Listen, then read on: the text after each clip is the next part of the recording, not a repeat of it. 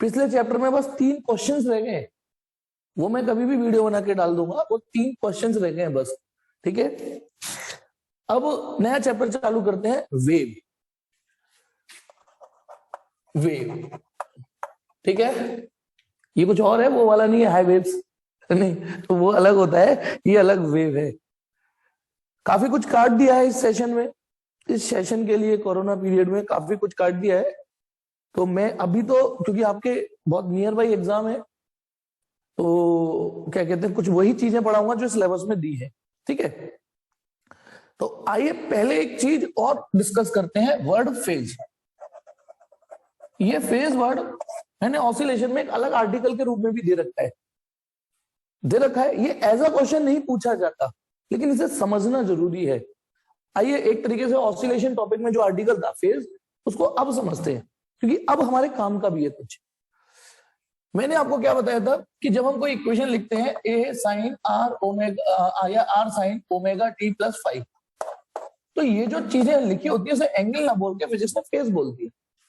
क्योंकि यदि हम एंगल बोलेंगे तो सामने वाला ये पूछेगा किस किस के बीच का एंगल, और हम ऐसे हम पढ़ के आए हैं, हमें पता है यहाँ एंगल नहीं बन रही, बंदा बस ऑसिलेट कर रहा है, पता ना। यदि हम इसे एंगल बोलेंगे तो फिजिक्स में तो जैसे ये क्या चीज है, हम बोलते हैं एम्पलीट्यूड, ये थोड़ी नहीं बोलेंगे आर है, आर आर। छोटे बच्चे थोड़ी नहीं कि A for apple B for boy, ठीक।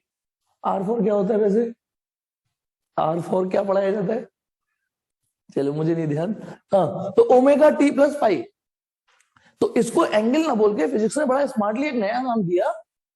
अच्छा, आर फॉर इतना सर, अरे थैंक यू बेटा, थैंक यू बेटा, इतना तो मैंने सोचा ही नहीं। ओ भाई दिल जीत लिया तूने तो, अब तो और एनर्जी आ गई बुलाने के लिए। चलिए, तो ये जो ओमेगा टी प्लस 5 है, इसे एंगल ना बोल के बड़ा स्मार्टली क्लिक किया फिजिक्स ने कि चलो इसे फेज बोलो, इसको फेज बोलो। ठीक है, अब इस फेज का क्या, क्योंकि ये वर्ड ना वेव में भी आएगा, वेव की इक्वेशंस भी आएंगी तब भी उसे फेज बोलेंगे। अभी आप नहीं जानते वेव की इक्वेशन कुछ, उसमें सिर्फ ओमेगा टी नहीं होता, उसमें के एक्स टर्म भी होगा, वो मैं सब समझा दूंगा जब यहाँ पे आएंगे। अभी तो वेव स्टार्ट भी नहीं किया मैंने, मैं तो एक कदम पीछे और हो गया कि वेव हेडिंग डाल दी, एक कदम ऑसिलेशन पे पहुंच गए। इसको ठीक है, इसको समझते हैं पहले। तो इसको एंगल ना बोल के फेज बोल दिया ऑफ ऑसिलेटिंग पार्टिकल।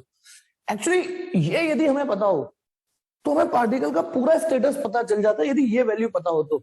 यहाँ जब भी मैं स्टेटस वर्ड बोलूं ऑसिलेटिंग पार्टिकल का, तो ये व्हाट्सएप स्टेटस नहीं है जो 24 घंटे बाद चला जाएगा। ठीक है, यहाँ स्टेटस का मतलब है कि हमें बंदे की पोजीशन और वेलोसिटी या यूं कहिए डायरेक्शन ऑफ मोशन दोनों पता चल जाती है। यदि हमें स्टेटस वर्ड, स्टेटस का मतलब हमें पोजीशन बताइए और डायरेक्शन ऑफ मोशन बताइए, एटलीस्ट ये 2 चीजें बताइए, बंदा कहां पर है और किस दिशा में। क्योंकि यदि मैं आपसे कहूं ये ऑसिलेटिंग पार्टिकल है, ये एक्सट्रीम पोजीशन है, और मैं कहूं पार्टिकल और मान लो ये 5 सेंटीमीटर है, और मैंने कहा पार्टिकल 3 सेंटीमीटर की दूरी पर है, तो 3 सेंटीमीटर ये भी कंप्लीट ज्ञान नहीं हुआ हमें, क्योंकि सिर्फ 3 सेंटीमीटर की दूरी पे। अब कंफ्यूजन हमारे लिए क्या गया कि जब वो इधर जाता है तो भी वो 3 सेंटीमीटर की पोजीशन पे हो सकता है, और जब वो एक्सट्रीम को छू के लौट रहा होगा तब भी वो 3 सेंटीमीटर की पोजीशन पे हो सकता है।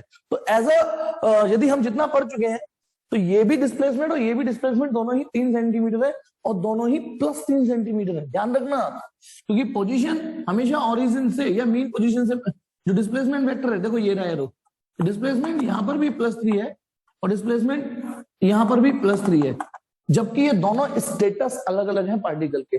पार्टिकल स्टेटस मतलब हालात, इन दोनों के हालात और जज्बात एक जैसे नहीं है इस समय।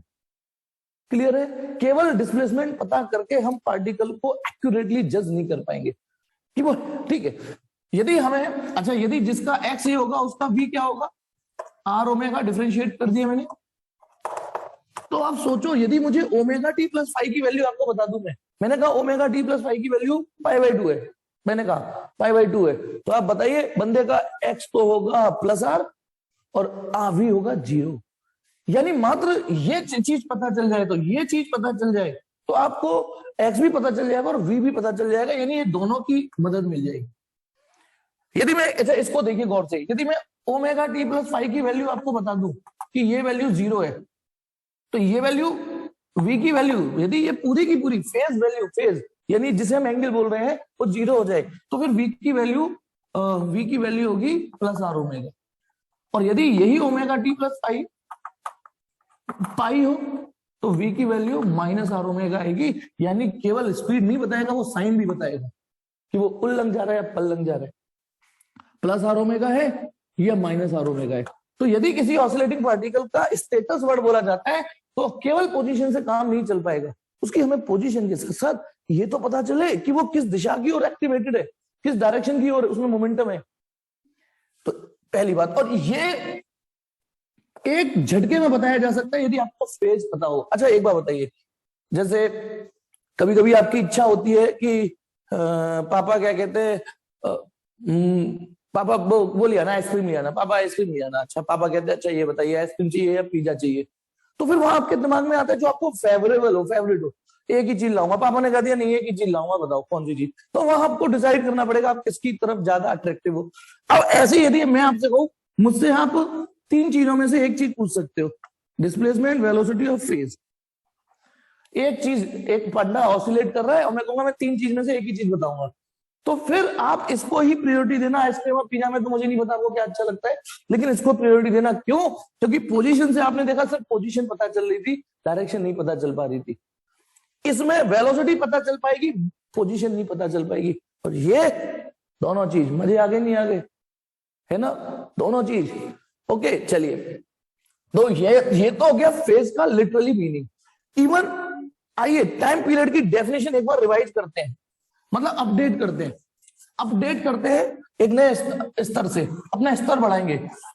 हो गए, अब छोटे बच्चे नहीं है, the time taken to complete one oscillation, ये छोटे बच्चों की डेफिनेशन। बताना यदि पार्टिकल यहां पर है तो क्या स्टॉप वॉच यहां नहीं स्टार्ट की जा सकती? स्टॉप वॉच यहां पे भी तो स्टार्ट की जा सकती है। और गौर से सुनना, यदि पार्टिकल थोड़ी देर बाद, ऐसा थोड़ी नहीं है कि ऑसिलेशन मतलब ये तो चलते ही रहेगा जिंदगी में, जिंदगी पर, तो जब ये यहाँ पे आएगा एग्जैक्टली वही चीजें रीगेन होंगी। तो अब बताइए यहाँ टी की वैल्यू कितनी हो चुकी होगी, बताइए, यदि पार्टिकल एग्जैक्टली वही पोजीशन और वही डायरेक्शन ऑफ मोशन हो, वही पोजीशन पे मिले और वही डायरेक्शन ऑफ मोशन मिले, तो कितना टाइम गुजर चुका होगा, बताइए कितना टाइम गुजर चुका है। अब तो ऑसिलेशन, जी हाँ, अरे जीरो विधि, तेरे नंबर नहीं पूछ रहा मैं, नंबर नहीं पूछ रहा मैं, जीरो। अब कैपिटल टी टाइम हो चुका है। भूमिका थोड़ा सा एक चीज दोबारा, एक चीज थोड़ी गड़बड़ क्या होगी भूमिका आपसे, यदि मैं यूं कहूं आपसे कि यहां पे टाइमिंग टी है, टी इक्वल टू टी है, तो यहां पर कितनी टाइमिंग हो चुकी होगी? तो ये आंसर अब वैलिड है आपका। मैंने लेकिन यहां पे जीरो दे दिया, तो ये जीरो प्लस टी हुआ ना, इसलिए मैंने वहां जीरो ही बोला था। चलो कोई नहीं, मैं टी मान के बोल रहा हूं तो भी ये टी प्लस टी हुआ, तो भी आप ठीक तो वही हो कि एक ऑसिलेशन कंप्लीट हो गया, मानते हो ना? अच्छा क्या अब भी एक ऑसिलेशन कंप्लीट हो गया, आप मानोगे? पता ना, ये पार्टिकल यूं जा रहा है, ये ओ उसी पोजीशन पर है एग्जैक्टली। क्या एक ऑसिलेशन पूरा हो गया? आप बताइए, थोड़ा सोचना, मन से दिल जिगर जान सब लगा देना, फील करके बताना आंसर, फील करके बताओगे तो अच्छा लगेगा। नहीं हुआ ना, जबकि पार्टिकल था तो उसी पोजीशन पे, पार्टिकल था तो उसी पोजीशन पे ना, लेकिन हम जानते हैं केवल पोजीशन, केवल डिस्प्लेसमेंट से डिसीजन नहीं लेना, हमें displacement plus direction of motion, तो इसका मतलब हम बोलेंगे एक जैसे स्टेटस नहीं है, इसलिए ये एक ऑक्सीडेशन नहीं है। तो अब देखिए टाइम पीरियड की एक और डेफिनेशन, एक तो आपने दे दिया time taken to complete one oscillation, एक smart definition, it is a minimum time after which the particle is found to be in same status again. बोलो, और इस स्टेटस वर्ड की बजाय एक और वर्ड बोल देता है, it is the shortest time after which the particle is found to be in same phase again. ये डेफिनेशन दिमाग में हिट करनी चाहिए, ये भी स्मार्ट डेफिनेशन है। It is a shortest time after which the particle found to be in same phase again, उसी phase में मिलेगा, उसी फेज में, यानी उसी फेज का मतलब वही हालात होंगे उसके। ये डेफिनेशन यहां पे घुसी नहीं घुसी? It is the shortest time after which the particle is found to be in same phase again. Phase, ये फेज वर्ड को केवल अब मैथमेटिकली नहीं, यहां से थ्योरेटिकल किसी को नहीं आई समझ में, कोई हाँ करने को तैयार नहीं है यार। यानी it is the shortest time after which the particle found to be in same phase again. Okay चलिए अब आया है, नहीं ढीठ बन जाते हो यार ऑनलाइन। यदि मैं कोई वीडियो रिकॉर्ड कर रहा होता तो मेरे को आपसे बात करने की जरूरत ही नहीं होती, अपना पढ़ा पढ़ू के छुट्टी कर देता। आप लाइव पढ़ रहे हो तो आपके साथ ही तो पढ़ा पाऊंगा मैं। ओके चलिए आगे बढ़ते हैं। तो पहले तो ये फेज हो गया। अब इस फेज को थोड़ा और मिर्च मसाला डाल के और अच्छे से समझते हैं, थोड़ा और चीजें समझते हैं। ठीक, दूसरी चीज फेज में, और जैसे आप सपोज करो दो पार्टिकल ऐसे चेम कर रहे हैं, दो पार्टिकल। अब यदि ये x equal to r sine omega t equation है, और ये इक्वेशन है, ये x और ये कोई x2 है, दूसरा पार्टिकल है, मतलब वो अलग ऐसा चेम कर रहा है, ये अलग, उसका एम्पलीट्यूड सेम है, उसकी इक्वेशन ये है। तो अब आप बताइए क्या आप बोलोगे दोनों का सिस्टम का फेज सेम है? दोनों पार्टिकल का फेज सेम है? दोनों पार्टिकल का फेज सेम है? आप बोलोगे नहीं। मैं आपको इसलिए तो और थोड़ा सा मजबूत कर रहा हूं। ठीक है, फेज डिफाइन जरूर इसको किया जाता है, फेज माना जरूर इसको डिफाइन किया जाता है, लेकिन ये किसके साथ लगा है आपको ये भी नोटिस करना है। माना किसी आदमी, ठीक है, इस चीज को आदमी की हाइट बोला जाता है, कि जमीन है ना, हाइट बोला जाता है आदमी को, कि ये आदमी की हाइट है। लेकिन है ना, एक आदमी यहां खड़ा हो और एक आदमी ने यहां खड़ा हो, तो आप बोलोगे दोनों की हाइट एक जैसी है? बोलो जमीन दोनों की हाइट एक जैसी है? नहीं बोलोगे ना। आप ये भी तो देखोगे कि वो कौन किस पे खड़ा है। एक जमीन पे खड़ा है, एक स्टूल पे खड़ा है, तो एक साइन के साथ खड़ा हुआ है, एक कॉस के साथ खड़ा हुआ है। तो जब हम दो ऑसिलेटिंग पार्टिकल का फेज कंपेयर करेंगे तो केवल इस पे नहीं जाएंगे कि सर आपने तो इसे फेज बोला, इसे फेज बोला है। ठीक है बोला है, लेकिन जब कंपेयर करने की बात आएगी तो शर्त ये होगी या तो दोनों को साइन में रखिए या दोनों को कॉस में करिए पहले, यानी या तो दोनों को स्टूल पे खड़ा करिए, इसको उठा के यहां ले आइए, अब फिर कंपेयर करना। यदि आपको ये कंपेयर करना है कितनी हाइट ज्यादा है कितनी कम है, ठीक है। ओके, मान लो ये थोड़ा सा और ऊपर निकल रहा है, तो सबसे अच्छा काम ये है कि दोनों को एक ही प्लेटफॉर्म पे खड़ा करिए, खत्म कहानी। तो या तो इसको भी स्टूल पे ले आइए या इसको भी जमीन पे लाइए। तो या तो इसको देखिए, मान लो मैं दोनों तरीके बताता हूं। तरीका नंबर 1, x1 मैंने r साइन ओमेगा टी ही लिखा रहने दिया, और x2 को लिख देते हैं r sine omega T plus π/2। अब चेक करिए, मतलब इसको मैंने नहीं छेड़ा, इसको साइन में कन्वर्ट कर लिया, जो कि ट्रिग्नोमेट्री के अकॉर्डिंग एक्सेप्टेबल है। तो आप बोलोगे इनके बीच का फेज डिफरेंस π/2 है। और एक और वर्ड बोलते हैं, जो x2 है वो इससे π/2 आगे है। देखो साइन साइन ओमेगा टी, क्योंकि प्लस π/2 आ रहा है तो एक वर्ड और आता है आगे है π/2। देखो एक वर्ड है कि इनके बीच का फेज डिफरेंस π/2 है, ठीक है ठीक है। लेकिन एक और वर्ड सीखिए कि ये π/2 लीड कर रहा है आगे, और ये धीमे धीमे सब सीख जाओगे लीड करने का क्या मतलब होता है। और मान लो आप ऐसे कंफर्टेबल नहीं हो तो मान लो x2 को तो वहीं रहने दो कॉस में, x2 को। अब x1 को कन्वर्ट करिए, x1 को साइन को कॉस में। ध्यान रखना ओमेगा टी यहाँ प्लस का है, ऐसा नहीं कि ओमेगा टी पे माइनस आ जाए, क्योंकि आपके दिमाग में ये आ सकता है सर समझ गए, इसको r cos π/2 minus omega t लिख देते हैं।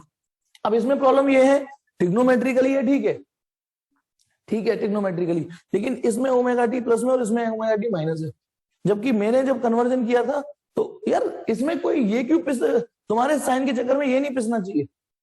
तो ये कन्वर्जन ट्रिग्नोमेट्रिकली तो ठीक है, लेकिन जो आपने इसका ओमेगा टी था उसको तुमने माइनस कर दिया, तो ये एक्सेप्टेबल नहीं है। हाँ एक काम कर सकते हो, कॉस में एक थ्योरी का यूज कर सकते हो कि कॉस माइनस थीटा और कॉस थीटा एक ही बात होती है। तो अब फिर एक काम कर सकते हो, इसका माइनस बाहर निकाल दीजिए, तो ये r इसको कर रहा हूं कॉस ओमेगा टी माइनस π/2, इसको यूज करके देखना। मैथ वालों को समझ में आना चाहिए प्लीज, एटलीस्ट मैथ वालों को तो, कि ये माइनस बाहर निकाल के वो बाहर निकलता भी नहीं actually, cos minus theta cos theta एक ही बात होती है। हाँ अब ठीक है, अब गौर से देखो r कॉस कॉस और ये ओमेगा टी, लेकिन आप देख रहे हो फेज डिफरेंस कितना है π/2। और एक चीज और सुनो, अब उसमें माइनस आ रहे हैं, इसका मतलब वो π/2 पीछे है। तो मेरे दो हाथ यदि चल रहे हो तो या तो इसे आगे बोल दो या इसे पीछे बोल दो, यानी बात वही है। इन दोनों के फेज को देखा तो ये π/2 लीड कर रहा था, आगे था, π/2 प्लस में था, मतलब इसकी हाइट π/2 ज्यादा थी। और या यूं कहिए कि देखो, या तो ये बोल दो इसकी हाइट 10 सेंटीमीटर ज्यादा है, या ये बोल दो इसकी हाइट 10 सेंटीमीटर कम है। तो इसके फेज में इसके फेज को कंपेयर करोगे तो इसमें से π/2 घट रहा है।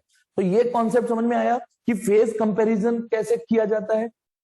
अब फेज का लिटरली इफेक्ट क्या होगा वो गौर से देखना। अब एक काम करो, 100 बातों की एक बात, आप सेम फेज, अच्छा एक और चीज, यदि इसका एम्पलीट्यूड आर ना होके ए होता तो भी फेज कंपेयर करने के लिए आप एम्पलीट्यूड नहीं देखते, सिर्फ इतना हिस्सा देखते हो बस।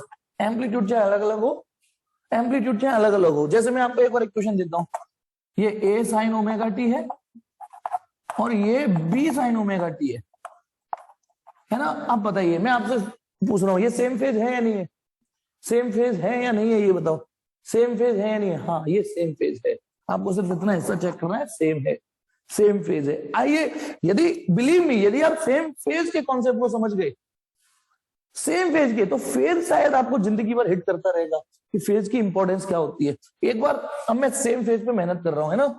फेज, फेज स्टेटस बताने वाला कि क्या बंदे का स्टेटस है, ठीक है। चलिए एक मिनट, अभी तो वेव की बात ही नहीं हुई। कोई नहीं, इस फेज वाले, और ये एग्जाम में नहीं पूछा जाता, फेज बताओ, डिफाइन फेज, है ना, ये नहीं पूछा जाता। अब देखो एक मिनट सुनना, यदि एक पार्टिकल की इक्वेशन है ए साइन ओमेगा टी, तो इसका मतलब इसका एम्पलीट्यूड ए है। दूसरे पार्टिकल की एसएचएम इक्वेशन है बी साइन ओमेगा टी, इसका मतलब इसका फेज बी है, इसका फेज बी है। लेकिन sorry phase, sorry amplitude, sorry, इसका एम्पलीट्यूड बी है, इसका एम्पलीट्यूड है, ठीक है, फेज सेम है।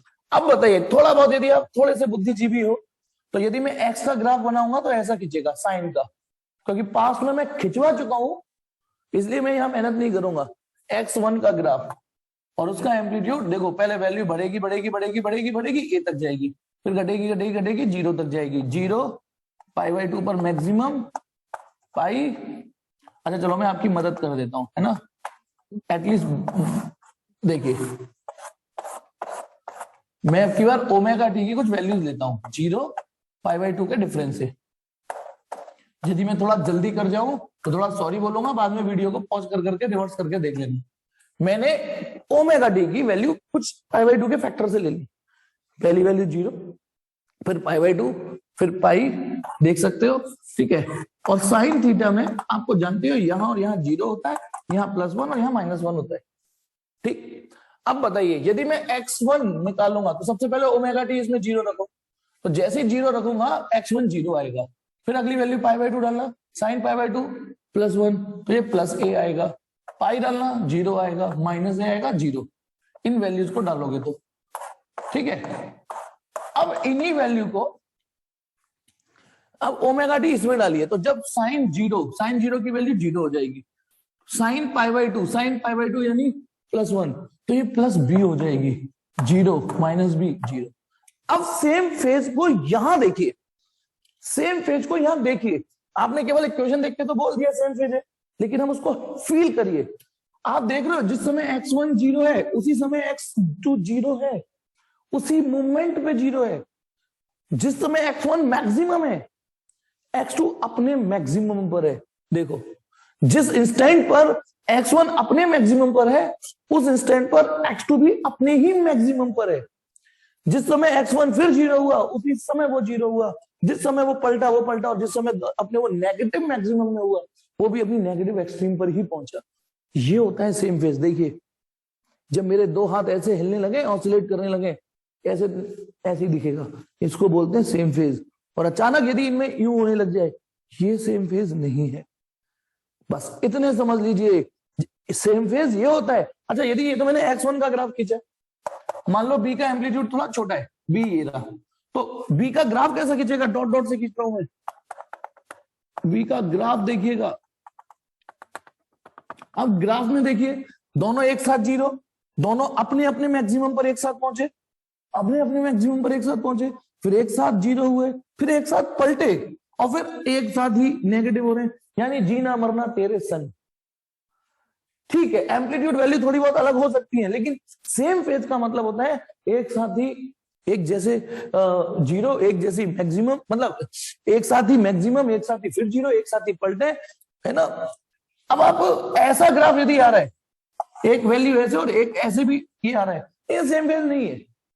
वो मैक्सिमम है, वो 0 है। अब जैसे ये नहीं है सेम फेज। अब सेम फेज के कुछ और एग्जाम्पल फील करिए, क्योंकि एक बार यदि आप सेम फेज को समझ गए तो आप 12th तक काम में आएगा ये कॉन्सेप्ट, ये भी मैं बता दूं, 12th तक काम में आएगा, कई बार काम में आएगा। और सेम, और सब भूल जाना, बस सेम फेज भी याद रखोगे ना तो भी बहुत काम हो जाएगा कि सर ने बताया था इसे सेम फेज बोलते हैं। अब देखिए और सेम फेज के एग्जांपल देता हूं मैं। इमेजिन करो मैंने दो आइडेंटिकल बॉल आइडेंटिकल हाइट से आइडेंटिकल सरफेस पे ड्रॉप कर दी एक साथ, ठीक है। अब दोनों एक साथ नीचे जा रही हैं, एक साथ टकराएंगी, टक, एक साथ फिर उठेंगी, एक साथ अपनी हाइट तक आएंगी। मान लो यदि देयर एनर्जी लॉस, तो ये मान के चलना एक जैसा एनर्जी लॉस है, तो एक साथ अपनी फिर मैक्सिमम पे आएंगी, फिर एक साथ नीचे, फिर एक साथ ऊपर। ये तो ये दोनों बॉल का जो ऑसिलेशन है ये सेम फेज में है। लेकिन यदि मेरे हाथ से एक बॉल पहले छूट गई और एक बॉल थोड़ी देर बाद कुछ सेकंड के अंतराल से छूटी, तो वो नीचे जा रही है, वो नीचे जा चुकी, अब वो चल रही है, नहीं है ये सेम फेज। आइए सेम फेज का एक और एग्जांपल देता हूं। सेम फेज का मान लो सामने प्लेन मिरर है, सामने प्लेन मिरर है। प्लेन मिरर की आदत होती है सेम मैग्निफिकेशन जनरेट करके इमेज बनाना। अब यदि मैंने किसी बॉल को, सुनना, यदि किसी बॉल को जमीन से 5 फुट ऊपर कर दिया है, जमीन से 5 फुट ऊपर, तो इमेज में भी वो जमीन से 5 फुट ही ऊपर आई होगी। इमेज में भी बॉल ऊपर उठाई, इमेज में भी बॉल ऊपर उठ गई। अब जैसे ही जिस इंस्टेंट पे मैं बॉल छोड़ूंगा, दोनों हाथ से जब छोड़ रहा था तो उसमें शायद अंतर आ जाए, लेकिन अब देखना इसमें अंतर नहीं आएगा। जैसे ही मैं बॉल छोड़ूंगा, ये बॉल जैसे जैसे नीचे चलेगी, इमेज वाली बॉल भी नीचे ही जा रही है। जिस समय ये धीमे धीमे नीचे जा रही है, वो भी नीचे जा रही है, और जिस इंस्टेंट पे ये जमीन को टच करेगी, उस इंस्टेंट पे भी वो भी जमीन को ही टच करेगी। कौन? इमेज। फिर टकरा के ये उठेगी, वो भी उठ रही है। फील करने आ रहा है, ये फील हो रहा है कि नहीं कि अब ये जो बॉल है और उसकी जो इमेज है वो सेम फेज में ऑसिलेट कर रहे हैं। ये समझ में आ रहा है? सेम फेज में ऑसिलेट कर रहे हैं, सेम फेज में। ये होता है सेम फेज। आइए सेम फेज को और समझाता हूं, और समझाता हूं। अच्छा, इसको दूसरा जो एग्जांपल मैं देने वाला हूं उसे अभी रोक लेता हूं। आर्मी की परेड अभी 26 जनवरी को भी सबने देखी होगी, नेशनल टीवी पर। ये परेड की चलने की और भीड़ की चलने का अंदाज क्या होता है? क्यों भीड़ का चलना अच्छा नहीं लगता, परेड का चलना क्यों अच्छा लगता है? कोई मुझे रीजन देगा? परेड क्यों खूबसूरत लगती है? 50 बंदों की टुकड़ी, एक टोली जब वो चलती है, क्यों खूबसूरत नजर आती है? रीजन बताएगा कोई? उस 50 परेड के लोगों में क्या खूबसूरती है ना? बिल्कुल ठीक हर्ष, जिसे आप कोऑर्डिनेशन बोल रहे हो, फिजिक्स ने उसे फेज बोल दिया। जिसे आपने कोऑर्डिनेशन वर्ड बोला है ना, उसे फिजिक्स ने फेज बोला। देखिए खूबसूरती है, जैसे ये लेफ्ट वाला हाथ आगे जाएगा तो सबका ही हाथ जाता है उसी समय, सबका लेफ्ट हैंड। मान लो इस वाले हाथ में, लेफ्ट वाले में बंदूक पकड़ रखी है, तो बंदूक वाले हाथ को हिलाते नहीं है, फिर वो वाली परेड। जब ये हाथ आगे जाएगा तो सबका ही आगे आएगा, ये पीछे जाएगा तो सबका एक साथ पीछे, आगे पीछे। पैर, लेफ्ट हैंड का लेफ्ट पैर आगे निकला तो सबका ही निकलता है, राइट पैर निकलेगा तो सबका ही निकलता है। बोलो समझ में आया या नहीं आया? यही खूबसूरती, यही कि सेम फेज में ऑसिलेट कर रहे हैं। लेफ्ट हैंड तो सबका लेफ्ट हैंड सेम फेज में। अच्छा, मैं ये नहीं कह रहा हूं दोनों हाथ सेम फेज में नहीं है, ये दोनों हाथ सेम फेज में नहीं है, नहीं है, चेक करो, मेरे दोनों हाथ सेम फेज में नहीं है, लेकिन सबके लेफ्ट हैंड देख लीजिए, अल्ट्रा स्लो मोशन में केवल लेफ्ट हैंड देखना है, सबके सेम फेज। राइट हैंड देख लीजिए, सबके सेम फेज। परेड की खूबसूरती ही यही होती है कि उन बंदों के हाथ सेम फेज में वाइब्रेट कर रहे होते हैं। और कोई सेम फेज का एग्जांपल दीजिए मुझे, आप कोई ढूंढ पाओ तो सोच के बताइए। मैं थोड़ी देर के लिए वीडियो पॉज कर रहा हूं। चलिए और मैं देता हूं, बहुत सारे एग्जांपल है, और आज होमवर्क ये है ढूंढना कि यार ये तो सेम, मतलब डायलॉग ये होना चाहिए सेम फेज, है ना। कोरियोग्राफर जो होते हैं, जो एक टीम डांस करती है तो सेम फेज में तो करते, तभी तो अच्छा लगता है। चलो एक और देता हूं, एक म्यूजिक कंसर्ट हो रहा है, एक म्यूजिक कंसर्ट हो रहा है ना। अब म्यूजिक कंसर्ट में कई सारे गिटार बजते हैं, कई सारी, जब बांसुरी बज रही है तो बांसुरी बज रहे हैं, तबले बज रहे हैं तो कई सारे तबले बज रहे हो, है ना। हारमोनियम तो कई सारे हारमोनियम। अब उन सभी हारमोनियम को पकड़ते चलो। म्यूजिक और नॉइज, ये क्या अंतर है? अब वो कोऑर्डिनेशन प्रैक्टिस करके आए हैं, तो जब स्टेज पर आते हैं तो सभी हारमोनियम प्लेयर की उंगलियां एक जैसी बज रही होंगी। बोलो एक जैसी चल रही होंगी कि नहीं? सभी हारमोनियम प्लेयर एक जैसे ही सुर जनरेट कर रहे होंगे कि नहीं? वो जिस गाने को निकाल रहा होगा, जिस टाइमिंग पर, उसकी टाइमिंग पे निकाल रहा होगा, आगे पीछे भी नहीं, आगे पीछे भी नहीं, नहीं तो भसड़ हो जाएगी। एक बार बताओ, वो कुछ और गाना निकाल रहा है, वो कुछ और गाना निकालने लग जाए, वो गा रहा है जग सारा निकल गया, बोलो तारा बेबी डॉल दी सोने की, भक्त जनों के संकट दूर करे। ये क्या हुआ? मूड ही नहीं क्या चुपाया, ये क्या था? एक बार और, हो गया बेटा। क्या था, मैं कुछ भूल गया यार। हाँ, जग सारा निकल गया, बोलो तरारा बेबी डॉल दी सोने की, भक्त जनों के संकट दूर करे। This is noise. कोई अपना गाए, कोई अपना गाए, ये तो भीड़, ये तो नॉइज हो जाएगा ना। अब यहां पर एक चीज सुनना, बहुत सारी चीजें जो आप सेम फेज में महसूस करना। अब सेम फेज के लिए एम्पलीट्यूड सेम होना जरूरी शर्त नहीं होती। देखिए, उन दोनों के मैक्सिमम अलग थे, लेकिन एक साथ कोऑर्डिनेशन हो रहा था। अब देखिए, हर मान लो कई सारे 10 लोग बांसुरी बजा रहे हैं, अपना कंसर्ट दे रहे हैं सामने, है ना, स्टेज पर परफॉर्मेंस दे रहे हैं। वो 10 बांसुरी एक सी बज रही होंगी, एक ही सुर निकाल रहे होंगे, एक ही गाना। अब अचानक एंकर या होस्ट किसी बांसुरी के आगे जाके माइक लगा दे, माइक किसी स्पेसिफिक बांसुरी, तो उस बांसुरी की आवाज जो एम्पलीट्यूड होगा वो बढ़ जाएगा। पर इसका मतलब ये तो नहीं है ना, ये तो नहीं है कि वो बाकी की 9 कुछ अलग सुर बजा रही है। तो एक का एम्पलीट्यूड ज्यादा हो गया, एक का कम, लेकिन 10 बांसुरी बजा तो सेम फेज में नहीं है। हो सकता है ये एग्जाम्पल थोड़ा ऊपर से जा रहा हो। एक और बढ़िया एग्जाम्पल देता हूं, फिर आगे बढ़ेंगे, फिर वेव स्टार्ट करूंगा। अब देखिए, सामने प्लेन मिरर नहीं है, आपकी बात, प्लेन मिरर नहीं है। प्लेन मिरर सेम मैग्निफिकेशन बनाता है। अब की बार मैंने सामने कॉन्वेक्स मिरर रखा। कॉन्वेक्स मिरर 10th में पढ़ा होगा, भूल भी गए होगे। जो छोटा मैग्निफिकेशन करता है, बनाता तो सीधा है लेकिन छोटा कर देता है साइजेस को। जो आपकी स्कूटी में रियर व्यू मिरर देखने के लिए होता है, पीछे की सीन, कितने बड़े से बड़े ट्रक को छोटा सा दिखा देता है ना एक छोटे से मिरर में। अब देखिए, सामने कॉन्वेक्स मिरर है, मुझे आप एक चीज बताएंगे और साथ मतलब जवाब दीजिएगा। मान लो मैंने फिर से एक बॉल उठाई और 5 फुट ऊपर उठाई, तो क्या इमेज में वो 5 फुट ऊपर ही उठी होगी? क्या इमेज में वो 5 फुट ही ऊपर उठी होगी? ये बताइए, बताइए। मैंने बोल दिया कॉन्वेक्स मिरर है, छोटी इमेज बनाता है, नहीं उठी होगी, नहीं उठी होगी। यदि मैंने जमीन से ये बॉल 5 फुट ऊपर उठा ली, 5 फीट, और ये मिरर है, ये कॉन्वेक्स मिरर है इतना बड़ा, तो इमेज यहाँ वर्चुअल इमेज बन रही होगी, वो इतना ही उठी होगी। मान लेते हैं इसे, मान लेते हैं 3 फीट ऊपर उठी, इसकी ही इमेज है ये, इसकी इमेज है ना, कॉन्वेक्स मिरर है, थोड़ा गोलाई होती है ना उसमें, इसलिए ऐसा बनाया है मैंने, ठीक। और वर्चुअल इमेज पलंग बनती है, उससे मत जाओ, यदि भूल गए हो तो उससे मत जाओ, कोई बात नहीं। 5 फुट की 3 फुट दिखा रहा है, इतना तो मान गए। अब बताना, जब मैं ये बॉल छोड़ूंगा, जब मैं ये 5 फुट ऊपर है जमीन से, 3 फुट ऊपर है जमीन से, है ना, जो भी बन रही है, तो क्या जमीन से पहले ये टकराएगी? यही तो टकराएगी ना जमीन पे, यही तो टकराएगी इमेज, क्योंकि ये तो मात्र 3 फीट ऊपर है, तो 3 फीट चलना है बस, उसे तो 5 फीट चलना है। तो पहले बताना, ऑब्जेक्ट या इमेज जमीन पे टकराएगी कि नहीं टकराएगी? ये बताओ, ये बताइए। इतना आई क्यों बताओ। यदि मैंने किसी कॉन्वेक्स मिरर के सामने ऑब्जेक्ट को 5 फुट ऊपर रखा है, बॉल को, है ना, वो 5 फीट ऊपर है और इमेज 3 फुट ऊपर ही बन पाई है, तो मैंने यदि बॉल छोड़ दिया, है ना, तो पहले वो ही तो टकराएगी इमेज वाली, क्योंकि वो तो 3 फुट चलना है उसे। केवल 2 ने आंसर दिया, हर्ष दिया ने, दोनों का ठीक है। जल्दी बताइए। अच्छा, ऑब्जेक्ट गिरेगा पहले, हे भगवान, ओहो क्या गड़बड़। अच्छे अच्छे बच्चे कंजर बने का आंसर दे रहे। अरे भैया, इमेज तो वो उसी की है, तो जैसे जैसे ऑब्जेक्ट नीचे जाएगा इमेज भी नीचे जाएगी, और जिस समय ऑब्जेक्ट जमीन को छुएगा, जब ऑब्जेक्ट जमीन पे होगा, वो भी जमीन पे ही पहुंच जाएगी बेटा, क्योंकि इमेज तो उसी की बन रही है। फिर जब ऑब्जेक्ट वापस ऊपर उठेगा, वो भी ऊपर उठना चालू हो जाएगी। फिर ऑब्जेक्ट वापस 5 फुट ऊपर आएगा, वो अपने 3 फुट ऊपर आ जाएगी।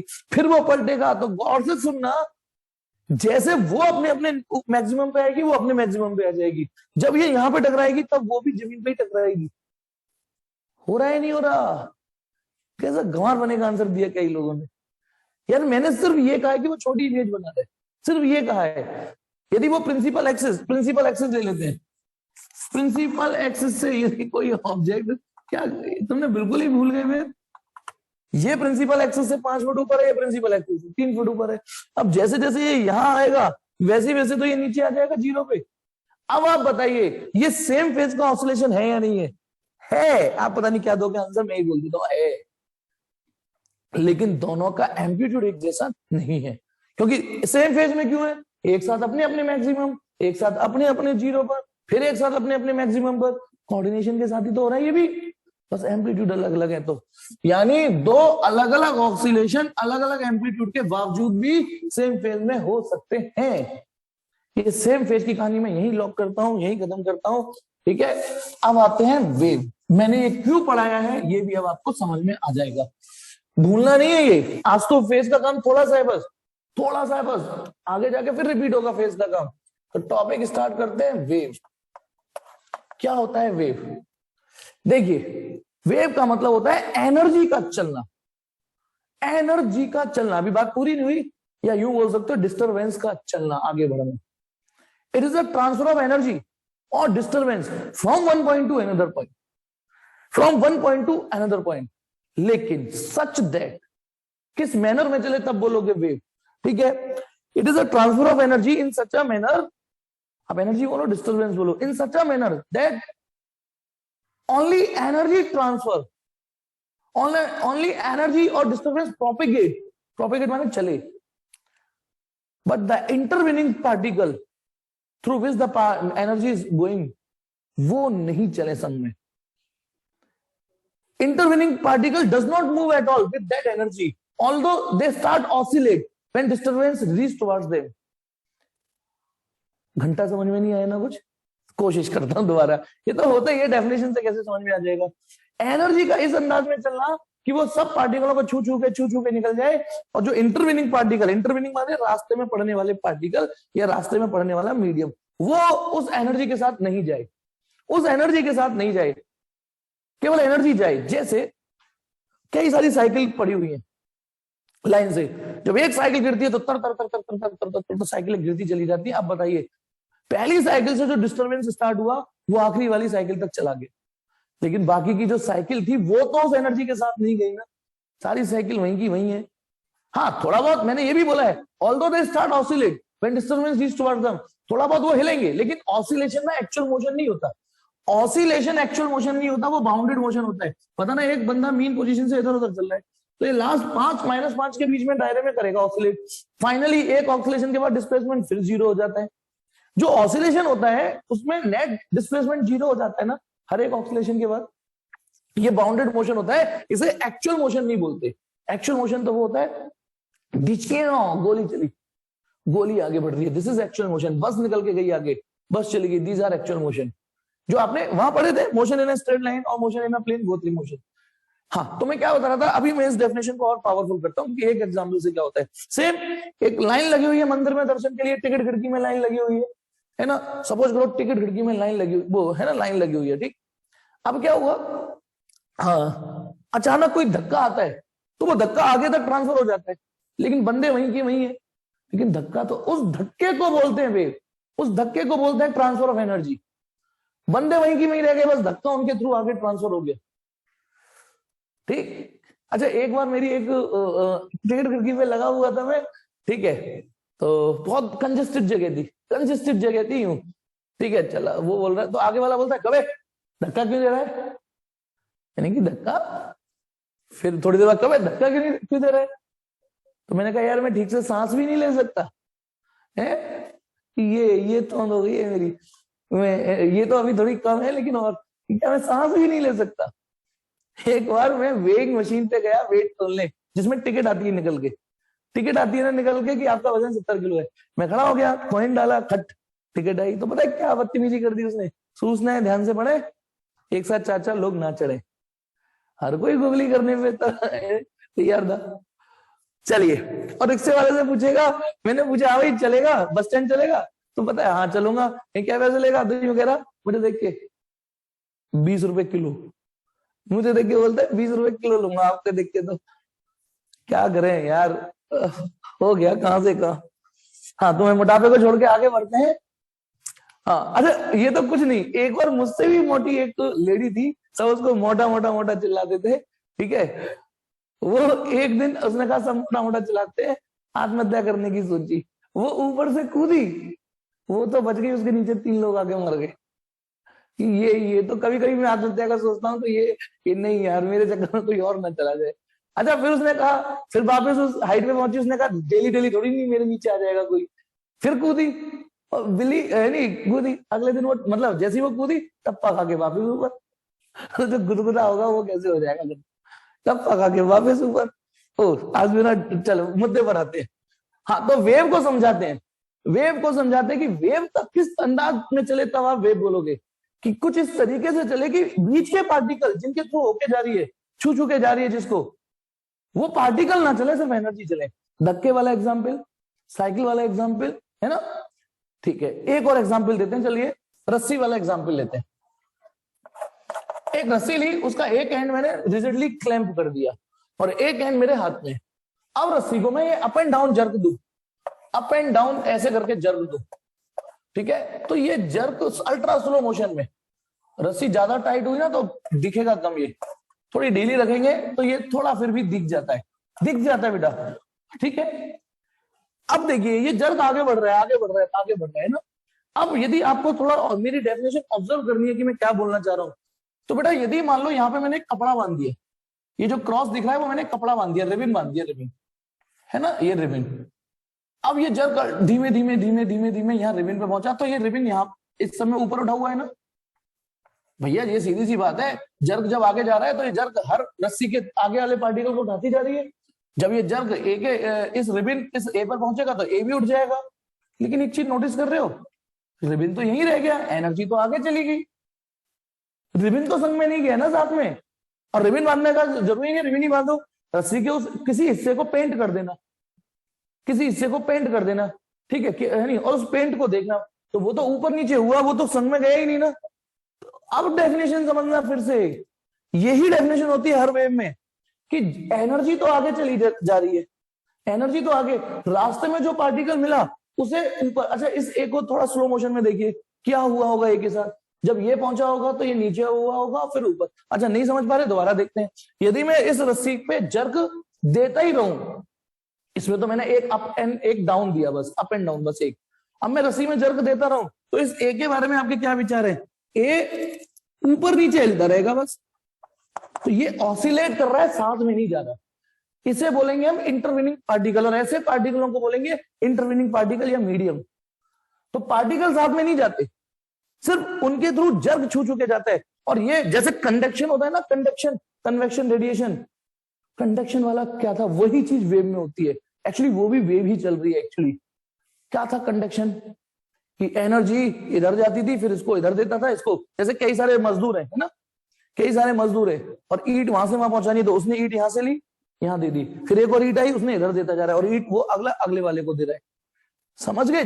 तो कंडक्शन भी वेव ही थी एक्चुअली, वो अब पता चलेगा, ठीक है ना। हीट, व्हेन हीट, वो heat actually, heat is transferring, वो वेव जा रही है, हीट वेव जा रही है, ठीक, एनर्जी जा रही है।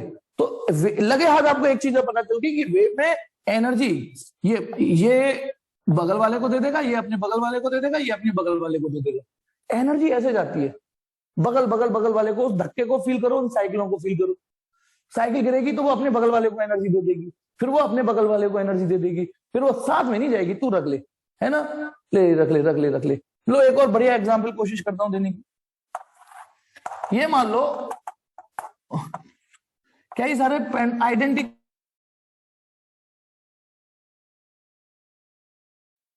हाँ तो मैं क्या बता रहा था, मैं ये कह रहा था एक बढ़िया से एग्जाम्पल और लेते हैं कि माना कई सारे आइडेंटिकल पेंडुलम और एक ठीक एक डिफाइंड पैटर्न में मैंने मतलब बराबर बराबर दूरी पे लटका दिए। ये पेंडुलम है ना, ये पेंडुलम है, ठीक है। अब आप देखना, चुपचाप बैठे हुए शांत, यदि मैं इसमें से एक स्ट्रिंग को, पेंडुलम को थोड़ा डिस्टर्ब करूं और फिर छोड़ दूं, मतलब यहां तक लाऊं इसको और फिर इसको छोड़ दूं, फिर क्या होगा, ये यूं जाएगा, फिर जैसे उस पर आएगा टक टक कर मारेगा, फिर ये इसको, ये और अच्छा एग्जाम्पल है। पर बच्चे को तो पता है वेव क्या समझनी है, हमें रस्सी में समझाओ, हमें पानी में कंकड़ी मारो, हम तभी समझेंगे, उससे ऊपर बढ़ना ही नहीं चाहेगा वो। और यदि 11th में वेव समझनी है, 11th में वेव, तो मैं जो समझा रहा हूं उसको समझिए, कि केवल पानी में कंकड़ी मार के आप वेव नहीं समझ पाओगे, ठीक है, क्योंकि आपके दिमाग में इंप्रेशन आ जाता है वेव गोल गोल होती है, वेव की शेप डिफाइन नहीं होती, वेव तो किसी भी शेप में चल सकती है, किसी भी शेप में हो सकती है। अब वो बात अलग है कि आप कुछ स्पेसिफिक शेप का ही वॉल्यूम का फॉर्मूला पता है, स्फीयर, सिलेंडर, कोन, है ना ये सब, पर इसके अलावा क्या दुनिया में शेप नहीं होती, है ना। तो सुनिए, अब मैं यदि इसको पेंडुलम को, बॉब को थोड़ा डिस्टर्ब करके छोड़ू तो क्या होगा, एक टक टक टक टक की आवाज आगे बढ़ रही होगी ना, सब समझ रहे होंगे क्यों, क्योंकि ये जब जब आगे बढ़ेगा इसको टकराएगा। अभी ये मान लेना एनर्जी लॉस नहीं है, अभी थोड़ा देर, अभी ये जैसे हमने लॉस ऑफ मोशन पढ़ा था ना, consider surface to be frictionless, बाद में एनर्जी में उसमें चुल्ल करी थी। यदि हम पहले दिन से ही फ्रिक्शन पढ़ाते तो बच्चा नहीं समझ सकता था। तो अभी एनर्जी लॉस में, अभी कोई एनर्जी लॉस कंसीडर नहीं करेंगे कि इसका एम्पलीट्यूड धीमे धीमे जाके डेड हो जाएगा, अभी ये चुल्ल नहीं करनी यदि समझना है तो। हाँ, तो जैसे ही आप इसको छोड़ोगे टक टकराएगा, इसका मतलब वो एनर्जी इसमें आ गई, अब ये हिलने लगेगा, फिर ये ऐसे जाएगा, टक टकराएगा, टक टक टक टकरा के। अब आप गौर से देखिए, एनर्जी आगे बढ़ती जा रही है ना, आप इस बात से इनकार नहीं कर सकते ना, एनर्जी तो आगे बढ़ती जा रही है, लेकिन कोई भी एक पेंडुलम साथ में नहीं जा रहा। ये पेंडुलम अपनी जगह बस ऑसिलेट करने में लग गया, ये पेंडुलम जैसी एनर्जी पहुंची ये ऑसिलेट मोड में आ गया और फिर टक टकरा के उसको एनर्जी दे दी, ये ऑसिलेशन मोड में आ गया, ये ऑसिलेशन मोड में आ गया, ये आ गया। तभी तो वेव की डेफिनेशन दोबारा सुनिए, it is a transfer of energy, transfer of energy. ये है बेटा वेव की वेलोसिटी, ये जो है, ये जो ऊपर एरो बन रहा है, ये वेव जा रही है, ये वेव जा रही है, ठीक है। ये तो जो एनर्जी जा रही है वो वेव जा रही है, it is a transfer of energy in such a manner, अब सुनिए, such that the intervening particle word catch हुआ, रास्ते में पड़ने वाले particle, such that intervening particle does not move at all with that energy. ना तो इसमें कोई रिबन गया आगे, ना इसमें कोई पेंडुलम आगे गया, कोई पेंडुलम आगे नहीं जा रहा, कोई भी पेंडुलम आगे नहीं जा रहा। हाँ, आगे डेफिनेशन सुनिए कि intervening particle does not move at all with that energy although they start oscillation when disturbance reached towards them। जब डिस्टर्बेंस उनके पास पहुंचता है तो वो ऑसिलेशन मोड में जरूर आ जाएंगे, चलेंगे नहीं, ये होता है वेव। अब बंदूक से जब गोली निकलती है टाइम, वो वेव नहीं है, क्योंकि उसमें जो बंदूक की गोली है जिसमें मास है वो खुद आगे बढ़ रही है एनर्जी लेके, उसमें पार्टिकल खुद जा रहा है एनर्जी लेके खुद, इसमें पार्टिकल आगे नहीं बढ़ते। लेकिन मैं फिर से बोल रहा हूं, वो ऑसिलेशन मोड में जरूर आ जाएंगे, और ऑसिलेशन मोड एक बाउंडेड मोशन होता है, ऑसिलेशन मोशन एक बाउंडेड मोशन होता है। होपफुली कि आप समझ गए होगे इसका ये वाला एग्जाम्पल। आइए अब आपको एक बात और अपना मेंटल लेवल बढ़ाना है। यदि आप 11th में आ गए हो, मेरी इस बात पे यकीन करना, एक शांत पानी है, शांत तालाब है, इसमें आप कंकड़ी मारते हो तो सर्कुलर वेव देखते हो आप। आइए, है ना, मैं इस एग्जाम्पल को बताना पसंद नहीं करता हूं, लेकिन फिर भी एक चीज क्लियर करनी है आपकी, इसलिए बता रहा हूं, ठीक, क्योंकि ये एग्जाम्पल ना बच्चे के दिमाग में एक गलत छवि पैदा कर देता है। जैसे आपके दिमाग में mgh असली पोटेंशियल एनर्जी mgh छपा हुआ था कि नहीं, 9th में बस गया था ना कि पोटेंशियल एनर्जी का मतलब mgh होता है ना। तो देखिए, अब वैसे ही यदि मैं पानी में कंकड़ी मारूंगा तो ये सर्कुलर वेव बनती है ना, दिखते हैं। एक्चुअली ऊपर से देखोगे सर्कुलर वेव बनेंगी। इमेजिन करना, यदि ये कांच का कंटेनर है, इसमें पानी भरा हुआ है, तो आपको तो साइड से दिख रहा है ना भाई, ऊपर कैमरा लगता तो कुछ उसके ऊपर, अच्छा एक मिनट, ये दो कैमरे लगे हुए हैं, एक साइड से, एक कंटेनर है, खूब बड़ा कंटेनर है कांच का, उसका ये टॉप व्यू है, उसका ये साइड व्यू है। पहले बताओ ये समझ में आ पा रहा है, ये समझ पा रहे हो या नहीं? एक कंटेनर है कांच का, उसका ये टॉप व्यू है कैमरा, और ये इसका साइड व्यू है, दो कैमरे लग रहे हैं, ओके। अब जब आप ऊपर से देखोगे, कंकड़ी मारोगे, तो ये वेव ऐसे ऐसे दिखेंगी, ऐसे ऐसे दिखेंगी। लेकिन यदि साइड से देखोगे ना, ऐसे दिखेंगी। अब आप कोशिश करिए समझने की है, और हो सकता है, मैं मानता हूं पहली बार में नहीं आएगा समझ में, हो सकता है पहली बार में नहीं आए समझ में, लेकिन मैं पूरी कोशिश करूंगा। उसे साइड से देखोगे तो ये ऐसे दिखेगा, और ऊपर वाले कैमरे में देखोगे तो ऐसा। नहीं आया ना समझ में, ईमानदारी से बोलना, आया तो हाँ बोलना, नहीं आया तो ना बोलना। ये चीज कि यदि उसको कांच का कंटेनर साइड से देखेंगे तो ऐसा दिखेगा, और टॉप से देखेंगे तो ऐसा दिखेगा। हर्ष को आया, सुहानी को नहीं आया, कोई बात नहीं, मैं एक और कोशिश करता हूं। अच्छा, बाकी लोग भी तो पढ़ रहे हैं, कुलदीप को आया, अरे वाह, बाकी लोग भी तो पढ़ रहे हैं हाँ या ना, मैंने दोनों ऑप्शन खोले रखे हैं आपके सामने। चलिए मैं एक और कोशिश करता हूं, एक और कोशिश करता हूं, है ना। सुहानी प्लीज देखना, एक कमरा है, गोल गोल दीवार है, उसमें ऋतुराज सर ये खड़े हुए, ये ऋतुराज सर खड़े हुए, ठीक है। ये वाली रस्सी उन्होंने इस कमरे के इस एंड से बांध दी, एक रस्सी है उनके हाथ में, सिर्फ एक, ओके, एक रस्सी है।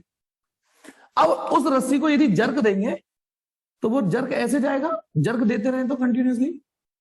सुहानी इतना समझ में आया है नहीं आया ये बताओ, कि एक रस्सी थी और गोल कमरा था, ऋतुराज सर उसके सेंटर पे थे, रस्सी का एक सरा उनके हाथ में है और वो यूं जर्क दे रहे हैं, तो वो जर्क ऐसे जा रहे। इमेजिन करो रस्सी इधर भी है, रस्सी एक इधर भी है, तो एक इधर भी बांध दी, ओके। दोनों, अब सुनना, एक रस्सी इधर है, एक रस्सी इधर है, दोनों मेरे एक ही हाथ में। अब मैंने एक ही हाथ में दोनों के एंड, रस्सी के एक एक एंड तो दीवार पे बंधे हुए हैं, दोनों एक एंड। अब मैं रस्सी को एक साथ हिला रहा हूं, एक ही फेज में, समझ गए। तो रस्सी में, दोनों रस्सियों में एक ही फेज से जर्क स्टार्ट हुआ, तो इसका मतलब इस रस्सी में भी जर्क ऐसे जाएंगे, बोलो। ये सुहानी सबको सुहानी क्या सबको समझ में आया कि नहीं? सुहानी स्पेसिफिक हाँ बोलते रहना, क्योंकि आपको वो नहीं समझ में आया था ना जी, ठीक है। अब आप इमेजिन करिए, इमेजिन करिए कि एक रस्सी मैंने एक और ऐसी बांध दी, एक रस्सी ऐसे बांध दी, एक ऐसे, एक ऐसे, एक ऐसे, एक ऐसे, एक ऐसे, एक ऐसे, ऐसे ऐसे ऐसे ऐसे ऐसे ऐसे ऐसे ऐसे ऐसे ऐसे ऐसे ऐसे ऐसे। अब समझना, यदि मैं ऐसी रस्सियों का ताना बाना, इतनी रस्सियां बांधू गोलाई में, ध्यान रखना, ऑलमोस्ट इनफाइनाइट, तो ऊपर से आपको वो चादर दिखने लगेगी। पहले जो दो रस्सी दिख रही थी, एक और बांधूंगा तीन दिखेंगी, है ना। लेकिन रस्सी ही बांधू तो ऊपर से वो दरी दिखेगी ना, दरी। कैमरे से बताइए, पहले ये बताइए, यदि मैं दिखेगी ना, है ना, यदि दो रस्सियां हैं तो दो रस्सियां दिखेंगी, तीन है तीन दिख जाएंगी, चार। लेकिन यदि मैं इनफाइनाइट रस्सी बांधू, अब वो ऊपर से मेम्ब्रेन दिखेगी, एक दरी दिखेगी, दरी। अब सुनना, यदि मैं उसको यूं जर्क देता हूं तो तुम्हें साइड व्यू तो समझ में आ गया, साइड व्यू, लेकिन फील ऊपर क्या बन रहा होगा, ऊपर से क्या दिखेगा। सपोज करो ये वाला एंड, ये वाला एंड, सब सभी में ये, सभी में ये, तो ये जो ऊपर उठ रहा होगा, या पानी का कंकड़ी मार दी पानी में 1 मिनट, या इसी रस्सी को लेके चलते हैं। अभी भी नहीं आया समझ में, अभी भी नहीं आया समझ में, नहीं आया समझ में, ठीक है। ओके, किस किस को नहीं आया अभी, एक सबको आ रहा है। सुहानी तू बता, अभी क्लिक हुआ कि नहीं, कि यदि मैं अचानक से स्टैचू बोल दूं, सुन, सपोज कर किसी रैंडम पॉइंट पे स्टैचू बोल दूं, स्टैचू, तो कुछ पॉइंट तुझे ऊपर से कैमरे में उठे उठे उठे उठे दिखेंगे, और उनको जोड़ोगे, अब थोड़ा 3D एज्यूम करो, तो ऊपर से कैमरे में आपको वो चीज ना सर्कुलर दिखने लग जाएंगी, जहां जहां उठाए, जहां जहां रस्सी ऊपर ऊपर उठी हुई है ना, जहां जहां रस्सी ऊपर उठी हुई है वो आपको, तो यानी ध्यान रखना। अब आप इस अंदाज से समझिए, वेरी गुड, थैंक यू बेटा, कि जो हम पानी में ऐसे देखते हैं वो साइड व्यू ये होता है। और एक और चीज, आपको वो दरी समझ में आ गई जो मैंने रस्सियों से बनाई। यदि मैं बीच में दबड़ दबड़ दबड़ दबड़ तबला बजाऊं, तबले में भी ऐसे ही चलता है, पर वो इतनी जल्दी होता है कि दिखता नहीं है, लेकिन ऐसे ही चल रहा होता है तबले में। तबले को भी मान लो कई सारे धागों का कॉम्बिनेशन है, वो मेम्ब्रेन है, तो तबले में धबड़ धबड़ धबड़ धबड़ करोगे तो भी वेव बनेंगे। अब एक तरफ बजाते हो, डिस्टरबेंस तो आगे तक भगता है ना। अब देखिए, अब बच्चा क्या गलत फहमी में होता है इस एग्जाम्पल में। आप मुझे बताइए, यदि तबला बजाता हूं तो तबले में कहीं पे मान लो निशान बना लेना मार्कर से, तो क्या वो निशान आगे जा रहा है? क्या वो निशान आगे जा रहा है? नहीं जा रहा ना, अरे वो केवल जर्क आगे जा रहे होते हैं। ऐसे ही इसमें पानी आगे नहीं जाता। सबसे खतरनाक बात जो बच्चा गलत समझ लेता है, इसमें पानी नहीं जाता आगे। जैसे इस रस्सी में कोई भी पार्टिकल आगे नहीं जा रहा, केवल एक एनर्जी आगे जा रही है, ठीक है, सिर्फ एनर्जी एनर्जी आगे जा रही है। बच्चा गलत क्या सोच लेता है, शायद पानी आगे जा रहा है, नहीं जाता। और एक एविडेंस देता हूं इसका, आप एक कागज की नाप बनाना, है ना, यदि कंटेनर बड़ा है तो कागज की नाप, तो कंटेनर छोटा है तो फिर कागज की नाप तो बहुत बड़ी हो जाएगी। फिर आप पेप्सी की बोतल का ढक्कन ले लेना, उल्टा रख देना, या कॉर्क ले लेना। शुरू से खेलते हैं। अब देखिए, देखिए ये मैंने रख दिया ढक्कन, कॉर्क या कुछ भी जो पानी में तैरता है ना ये। अब कंकड़ी मारी मैंने, अब ये जो वेव निकलेंगी इससे, तो जैसी वेव इसको छुएंगी, जैसे ही वेव इसको, जैसे ये कॉर्क ले रहा, तो ये कॉर्क, ये वाला कॉर्क साइड व्यू में ये रहा, फ्रंट और टॉप व्यू से ये रहा साइड, ये कॉर्क ऊपर नीचे हिलेगा, ये कॉर्क ऊपर नीचे हिलेगा, ये साथ में नहीं जाएगा। एक बार फिर से देखिए मैं क्या समझाना चाह रहा हूं, ये प्रमाण है इस बात का, आप करके देख लेना इसको। एक कॉर्क लेना और कोशिश करना मैक्सिमम से मैक्सिमम एनर्जी नॉर्मल पड़े से, यूं करके, ये जैसे ही ये एनर्जी उस कॉर्क को छुएगी, जैसे इनमें से जैसी एनर्जी किसी भी पेंडुलम पे पहुंचेगी तो वो ऑसिलेशन मोड में आ जाएगा ना, तो जैसे ही एनर्जी इसमें पहुंचेगी ये ऑसिलेशन मोड में आ जाएगा, एनर्जी तो आगे बढ़ गई उसको छू के। यदि वाकई पानी आगे चल रहा होता तो ये कॉर्क उसके साथ आगे जाता, यदि पानी आगे वास्तविकता में चल रहा होता तो ये कॉर्क आगे जा रहा होता, ये नाव आगे बढ़ रही होती, कागज की नाव आगे बढ़ती नहीं। अब कागज की नाव को, उस कॉर्क को किसी नाली में डाल देना, उस नाली या नाले में जिसमें पानी फ्लो हो रहा हो उसमें डालना, उसमें चला जाएगा, क्योंकि उसमें तो पानी वास्तविकता में फ्लो हो रहा है, वहां का पानी वहां जा रहा है, ट्रेन हो रहा है, वहां का पानी वहां, तो वास्तविकता में पानी फ्लो हो रहा है, मोमेंटम है पानी में, आगे बढ़ रहा है, तो वहां तो नाव आपकी आगे बढ़ जाएगी। लेकिन इसमें इसलिए नहीं बढ़ा क्योंकि पानी, ये एक इल्यूजन क्रिएट होता है, एक्चुअली सिर्फ इल्यूजन है जो बच्चे के दिमाग में गलत बस जाता है, लेकिन आप अच्छे बच्चे हो गए हो, इस इल्यूजन से हमें भ्रमित नहीं होना। एक इल्यूजन तो मैं दिखाता हूं आपको, एक इल्यूजन बताना, मैं ये दो लाइन खींचता हूं, आप बताइए, आपको ये लेंथ ज्यादा एक्यूरेसी मत दिखाना, सेम लेंथ की दिख रही है कि नहीं, सेम लेंथ की दिख रही है कि नहीं, ये बताओ, ये दोनों लाइनों की लेंथ मतलब अप्रोक्सीमेट सेम लेंथ की है ना, फील हो रही है कि ना, अप्रोक्सीमेट सेम लेंथ, ठीक। अब मैंने इस लाइन के एंड पर तो ये खींचा, ये और इस लाइन के एंड पर ये खींचा। अब आप मानो ना मानो, आपको ये नीचे वाली लाइन छोटी लगने लग रही होगी आपको। अब यदि किसी से पूछता हूं कि कौन सी लाइन बड़ी है छोटी, तो हो सकता है वो ये बताने लग जाए ये छोटी है। ये इल्यूजन ही तो है, दृष्टि भ्रम ही तो है, दृष्टि भ्रम, जबकि ये दोनों की लेंथ बराबर थी। तो ऐसा ही भ्रम यहां आता है, ऐसा लगता है पानी आगे जा रहा है, घंटा आगे नहीं जाता पानी।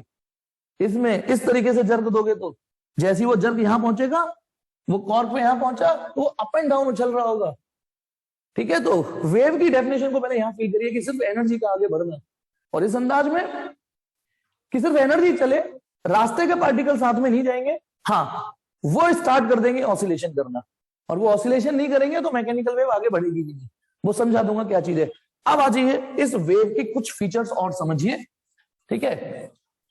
एक और एग्जांपल बताऊंगा, वेट कर रहा है आपका, लेकिन वो वक्त आने पे खोलूंगा, लेकिन इतने एग्जांपल काफी हैं मुझे लगता है वेव की चीजों को आगे बढ़ाने के लिए। बोलो बेटा, तैयार हो आप आगे सुनने को? और यहां तक समझ में आ गया ना?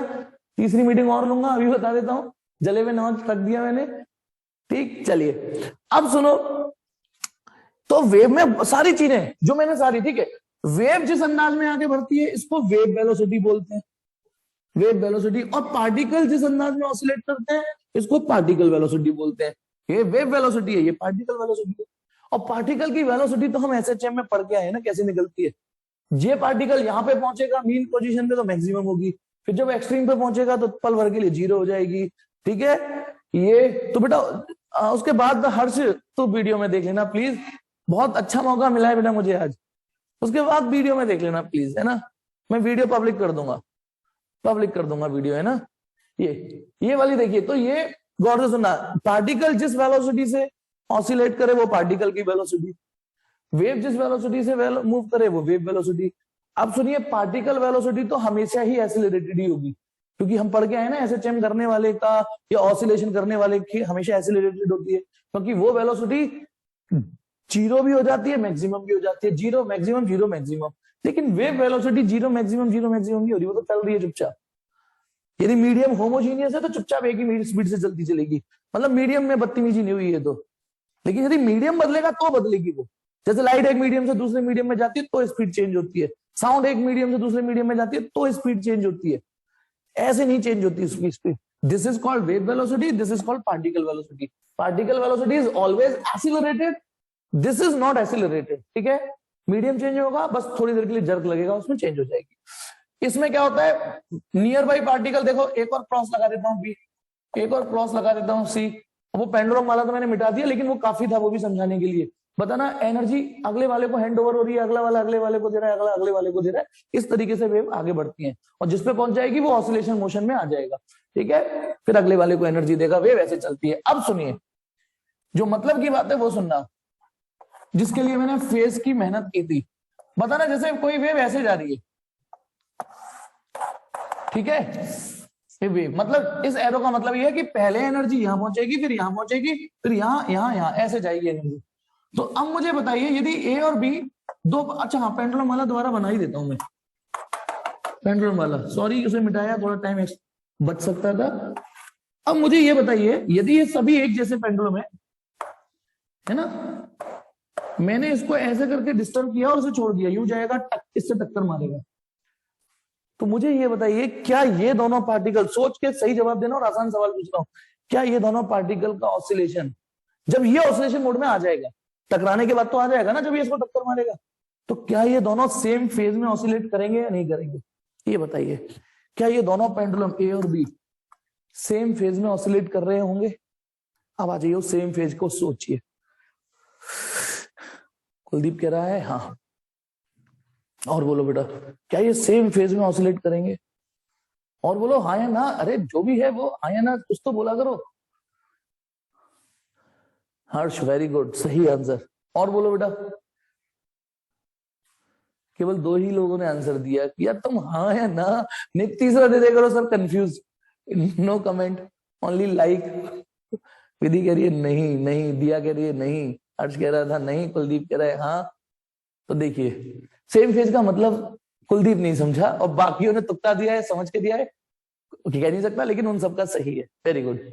सेम फेज कुलदीप ये था ना, जैसे मेरे ये दोनों हाथ हैं, जब एक साथ मैक्सिमम जाए, एक जैसी मैक्सिमम, फिर एक साथ पलटे, एक साथ नेगेटिव पे जाए, इसको बोलते हैं सेम फेज। अब सुनना, जब ये पेंडुलम यूं करके यूं आएगा, देखना, तो ये पेंडुलम तो अपनी एक्सट्रीम पर है, ये पेंडुलम तो अपनी एक्सट्रीम पर आया। एक मिनट, क्या पूछा?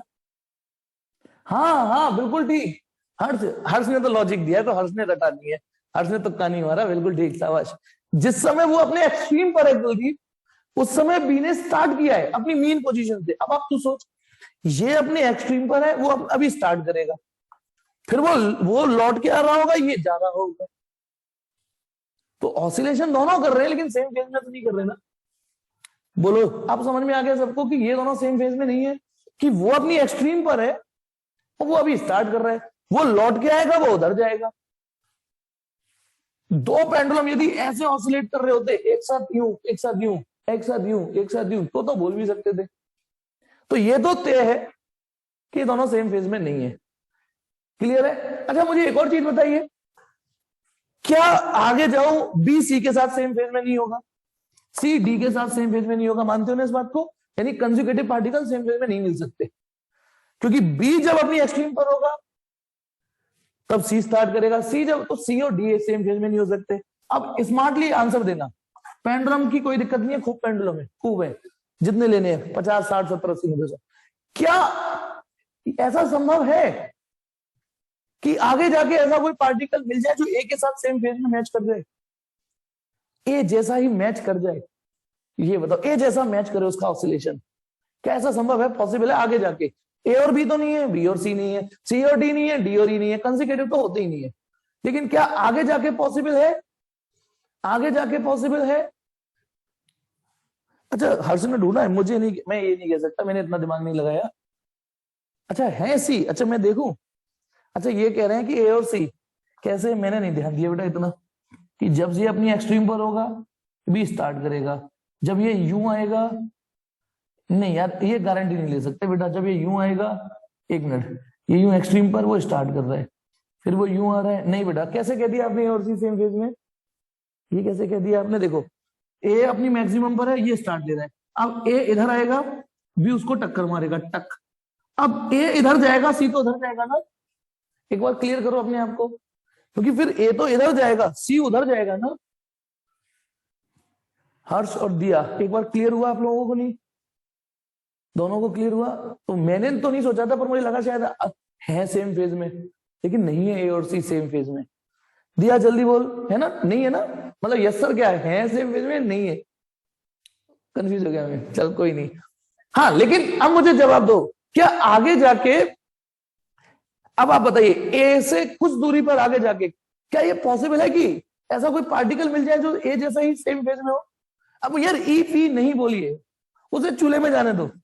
अच्छा फिर मुझे टाइम लगाना पड़ेगा, बस इतना जवाब दो हो सकता है या नहीं, क्योंकि यही समझ जाओगे तो मेरा काम हो गया। आगे जाके मिल सकता है, मिल सकता है बिल्कुल, जो बिल्कुल ए जैसा ही रिदम में मिल जाए। ठीक है, अब देखिए, जो जब ये एनर्जी इधर जाएगी तो पहले ए पर आएगी, पहले ए पर आएगी, उसके कुछ देर बाद बी पे पहुंचेगी।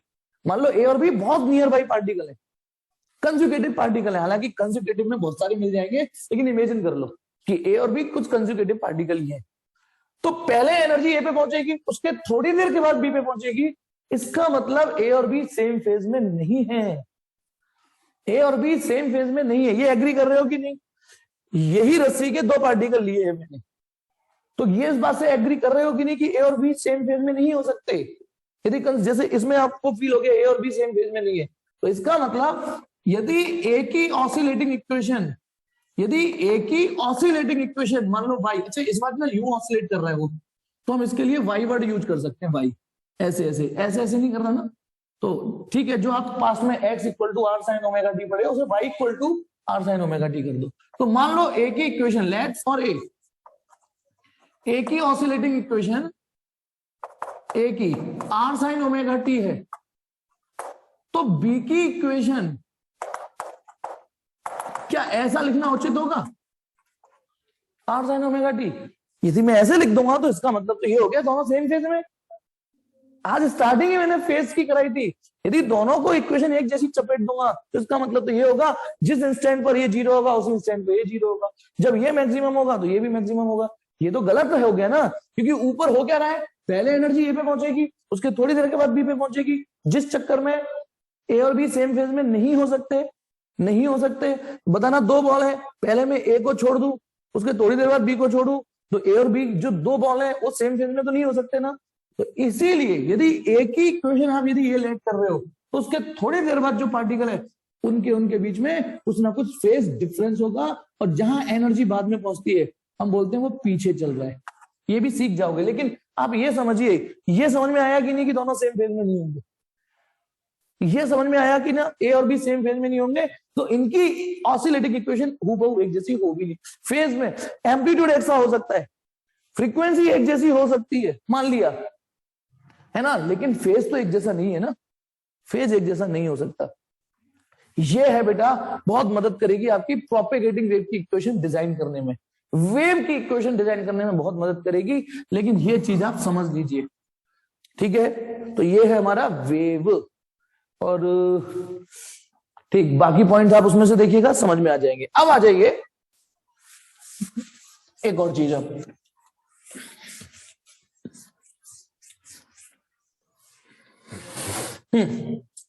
मैंने वेव वेलोसिटी पार्टिकल वेलोसिटी ही बता दी। एक चीज है हमारे पास, type of wave, type of wave, और एक होता है टाइप ऑफ वेव मोशन। बच्चा कंफ्यूज हो जाता है। एक है टाइप ऑफ वेव, एक है टाइप ऑफ वेव मोशन, वो है वेव का चलने का अंदाज। पहले तो जैसे मैटर तीन तरीके का होता है ना, सॉलिड लिक्विड गैस, वेव भी तीन तरीके की होती है। एक को बोलते हैं mechanical wave, mechanical wave 11th में यही है, सिर्फ 11th में यही है, जिसको हम इलास्टिक वेव भी बोलते हैं, हमें 11th में इसी को पढ़ना है। एक है इलेक्ट्रोमैग्नेटिक वेव, शॉर्ट में EM वेव, इलेक्ट्रोमैग्नेटिक वेव सुना तो होगा, जो मोबाइल टावर सिग्नल ये सब आते हैं, EM वेव, सैटेलाइट से signal, electromagnetic wave, electromagnetic wave. और एक होता है मैटर वेव। ये दोनों जो है ये 12th में पढ़ेंगे हम, लेकिन मैथमेटिक्स सब में एक सी लगती है। ठीक है, तो ये हम 12th में पढ़ेंगे, ये हम 11th में पढ़ेंगे। इनमें अंतर क्या है बेसिकली? देखिए, ये वो वेव होती है जिन्हें चलने के लिए मीडियम चाहिए ही चाहिए होता है। They required medium, necessary condition है, रिक्वायर मीडियम, मतलब in other word they can not travel in vacuum. इसका मतलब ये हुआ, मतलब मीडियम चाहिए, दूसरा मतलब ये हुआ ना, वैक्यूम में नहीं चल सकती। जैसे बताना, रस्सी वाली वेव थी, रस्सी रस्सी थी कंटिन्यूटी में, तभी तो वेव आगे बढ़ गई। अब यदि मान लो ये जर्क जा रहा है आगे, यदि आगे जाके रस्सी टूट जाए तो जर्क यहीं पे आगे खत्म, आगे ट्रांसफर ही नहीं हो पाएगा, क्योंकि इतने बीच में मीडियम की कंटिन्यूटी नहीं है, मीडियम नहीं है, नहीं जाएगा ये आगे जर्क। यदि वो पेंडुलम थे, टक टक टक टक बीच है ना, कई सारे पेंडुलम लटक रहे थे, यदि पता ना मैं बीच के 8-10 पेंडुलम हटा दूं और एंड वाले कुछ लटके रहने तो इधर की एनर्जी वहां तक पहुंच ही नहीं पाएगी, जब वो हिट ही नहीं कर पाएगा। तो मीडियम होना चाहिए ना टक टक टक टक्कर मारने के लिए। पानी में, यदि पानी को क्या कहते हैं, ये कंटेनर है, फिर दूसरा कंटेनर है, बताना बीच में गैप है, इधर की कंकड़ी मारूंगा तो वेव इसमें बनेगी, इसमें क्यों बनेगी? क्योंकि इधर की वेव उधर इसलिए नहीं पहुंच सकती क्योंकि यहाँ बीच में एनर्जी नहीं है। अच्छा एक बात बताओ, क्योंकि इसकी वेव इसमें कैसे पहुंच जाएंगी? तुमने बीच में कंटिन्यूटी नहीं रखी। एक बात बताओ, यदि मुझे एक हाँ या ना में जवाब देना, मेरे पास 2 लैपटॉप है, ए और बी, ठीक है, 2 लैपटॉप है, एक घेरा लैपटॉप, एक घेरा। पता ना मुझे इसमें से कोई फाइल इसमें ट्रांसफर करनी है, तो मैं जो माउस है, माउस से यहां पे क्या करूं, कॉपी करूं उसे, माउस में कॉपी कर लूं उस फाइल को, और फिर माउस निकाल के इसमें लगा के पेस्ट कर दूं, हो जाएगा नहीं? इसमें कॉपी करूं, फिर माउस निकाल के इसमें लगा के फिर पेस्ट कर दूं, हो गया है नहीं होगा? ये बताओ, जल्दी बताओ, मेरे दिमाग में एक आई है, अभी भी है, जल्दी से। ऐसे करके हो जाना चाहिए, नहीं हो जाना चाहिए? ये माउस इसमें लगाया, पहले तो यहाँ फाइल कट कर ली या कॉपी कर ली। अरे यार आपको क्या लग रहा है, आपको लगने रहा है कि ऐसा हो सकता है जो आंसर देने में इतनी देर कर रहे हो? यहाँ पे मैं उस फाइल को, वीडियो फाइल, इमेज फाइल जो भी है, कट किया या कॉपी किया, कर लिया, अब माउस निकाल के यहाँ पोर्ट में डाल के। अब कुछ लोग इतना सन्नाटा क्यों है भाई, इतना सन्ना आया ना, तो जवाब दो, क्या मैं इस मिशन में सक्सेसफुल होगा कि नहीं? अब कुछ लोग कह रहे हैं कि शायद, जवाब इसलिए नहीं दे रहे कि शायद वो करके देखेंगे। अब क्यों आ रहा है आंसर? शिल्पा, निकिता, कुलदीप, ऐसे नहीं होगा। तो बस इधर की एनर्जी इधर भी नहीं पहुंचेगी जब बीच में कंटिन्यूटी नहीं है तो, ठीक है? तो these are those wave which require material medium. अच्छा कुछ लोग आंसर नहीं दे रहे, वो घर पे करके देखेंगे, यार ये तो सही ट्रिक बताइए, ये तो यार, तो इनको मीडियम चाहिए होता है, मीडियम चाहिए होता है, मीडियम चल ही नहीं सकती। और ये वो वेव होती है जो वैक्यूम में भी चल लेती है, can travel in vacuum too. सोचो सैटेलाइट तो हमारे वहां पर है, कहां पर? स्पेस में, जहां पे एयर भी नहीं है, वहां तो एयर भी नहीं, वहां के सिग्नल यहां तक आ जाते हैं, ठीक है, एटमॉस्फेयर से पहले तक। जैसे ये हमारी अर्थ है, एटमॉस्फेयर यहीं तक है, लेकिन सैटेलाइट ये रहा, तो इसके सिग्नल वेव यहां तक तो वैक्यूम में ही चल रहे हैं, ये वैक्यूम में भी चल लेते हैं, लेकिन इनके बारे में अभी डिस्कस नहीं कर रहा, टेंशन ही मतलब, जब है ही नहीं जिस चीज के बारे में, और ना मैं अभी समझा पाऊंगा छोटे से, बस अभी हमें इसको डिस्कस करना है। अब केवल मीडियम होना जरूरी नहीं है, मीडियम के अंदर ये खूबी होनी चाहिए, मीडियम मस्ट है, केवल मीडियम होने से जरूरत नहीं है, मीडियम मस्ट है। उस मीडियम में ये 2 खूबी होनी चाहिए, इनर्शिया और इलास्टिसिटी। सुनिए, मीडियम चाहिए, और आपको पता है आपकी जो साउंड वेव है, आपकी जो साउंड है वो भी इसी में आती है। देखो जितने बोर्ड पर मैंने एग्जांपल दिए, wave in string, wave in spring, spring वाला दिया नहीं है, अगली क्लास तक आ जाएगा, वाटर वेव है ना, ये सब क्या थे? मैकेनिकल वेव के एग्जाम्पल थे। साउंड भी आपकी मैकेनिकल वेव है, साउंड को भी प्रोपेगेट करने के लिए मीडियम चाहिए होता है, समझ में आ गया? सन पर इतने, सन है, स्टार है, उन पर इतनी एनर्जी बस्ट हो रही है पर सेकंड, दाएं दाएं दाएं दाएं। यदि वो साउंड, जैसे ये सन है हमारा, यहाँ पे इतनी आवाजें निकलती हैं, यदि वो आवाज वैक्यूम में चल पा रही होती ना, तो हमारा भी जीना मुश्किल हो जाता, वो आवाजें यहां तक आ रही होती। यदि वो इतने ब्लास्ट होते हैं सन पर सेकंड, वो तो अच्छा है कि साउंड मीडियम में, वो वैक्यूम में प्रोपेगेट नहीं कर पाती, उसको चलने के लिए कुछ तो दो, चाहे सॉलिड दो, चाहे लिक्विड दो, गैस दो, कुछ तो दो, और बड़े बनिए। साउंड सॉलिड में भी चलती है, वो देखा है ना बच्चे, कुछ लोग कप बना के, कप मतलब वही फाइबर वाले कप, डिस्पोजल कप, या प्लास्टिक के कप लिया, तार बांध लिया कोई सिंपली, और यूं बोलना चालू कर दो, तो भी आवाज थोड़ी बहुत तो आ ही जाती है ना, क्योंकि साउंड के सॉलिड में चल लेती है, साउंड चल लेती है। बड़े हो ही साउंड चल लेती है मीडियम में भी, चाहे वो सॉलिड हो, लिक्विड हो, एयर हो। उल्टा सॉलिड में तो और तेज चलती है, आगे पढ़ोगे सॉलिड में तो और तेज चलती है, भर्र से और स्पीड से चलती है, साउंड के तो और मजे आ जाते हैं सॉलिड में। ठीक है, अच्छा मुझे ये बताइए, ये तो सन की बात बताइए, जब बारिशें होती है कर कर है ना, बारिश होती है, तो पहले हमें दिखाई देती है बिजली, फिर आवाज सुनाई देती है। रीजन बताएगा कोई? जब बिजली गड़गड़ा रही होती है, बिजली कड़कड़ कड़कड़ कर रही होती है, तो पहले आपको वो बिजली लाइटनिंग दिखाई देती है, उसके बाद उसकी आवाज सुनाई देती है। हाँ, किसी को पता है रीजन? टाइप, अच्छा, speed of light is more than sound. दिया और बम्बा, अच्छा दिया। अच्छा एक बार होता ना, क्या ये मैं ठीक सोच रहा हूँ गलत? एक बार होता है ना, क्वेश्चन ये है, हम जैसे उधर देख रहे हैं, उधर देख रहे हैं, आप देखोगे लाइट पहले दिखाई देती है, आवाज बाद में सुनाई देती है। क्या ये रीजन नहीं होगा कि हमारी आंखें आगे होती है, कान पीछे होते हैं? भैया देखने में पहले पहुंच जाएगी, सुनने में थोड़ा टाइम लगेगा, ये रीजन नहीं होगा? ये नहीं होगा रीजन की हमारी आंखें आगे होती है, कान पीछे होते हैं? अरे क्या वाहियात लॉजिक है। चलिए, लेकिन थोड़ा बहुत तो, चलिए कोई नहीं, लेकिन आप ठीक थे। एक्चुअली साउंड की स्पीड का ही फर्क होता है।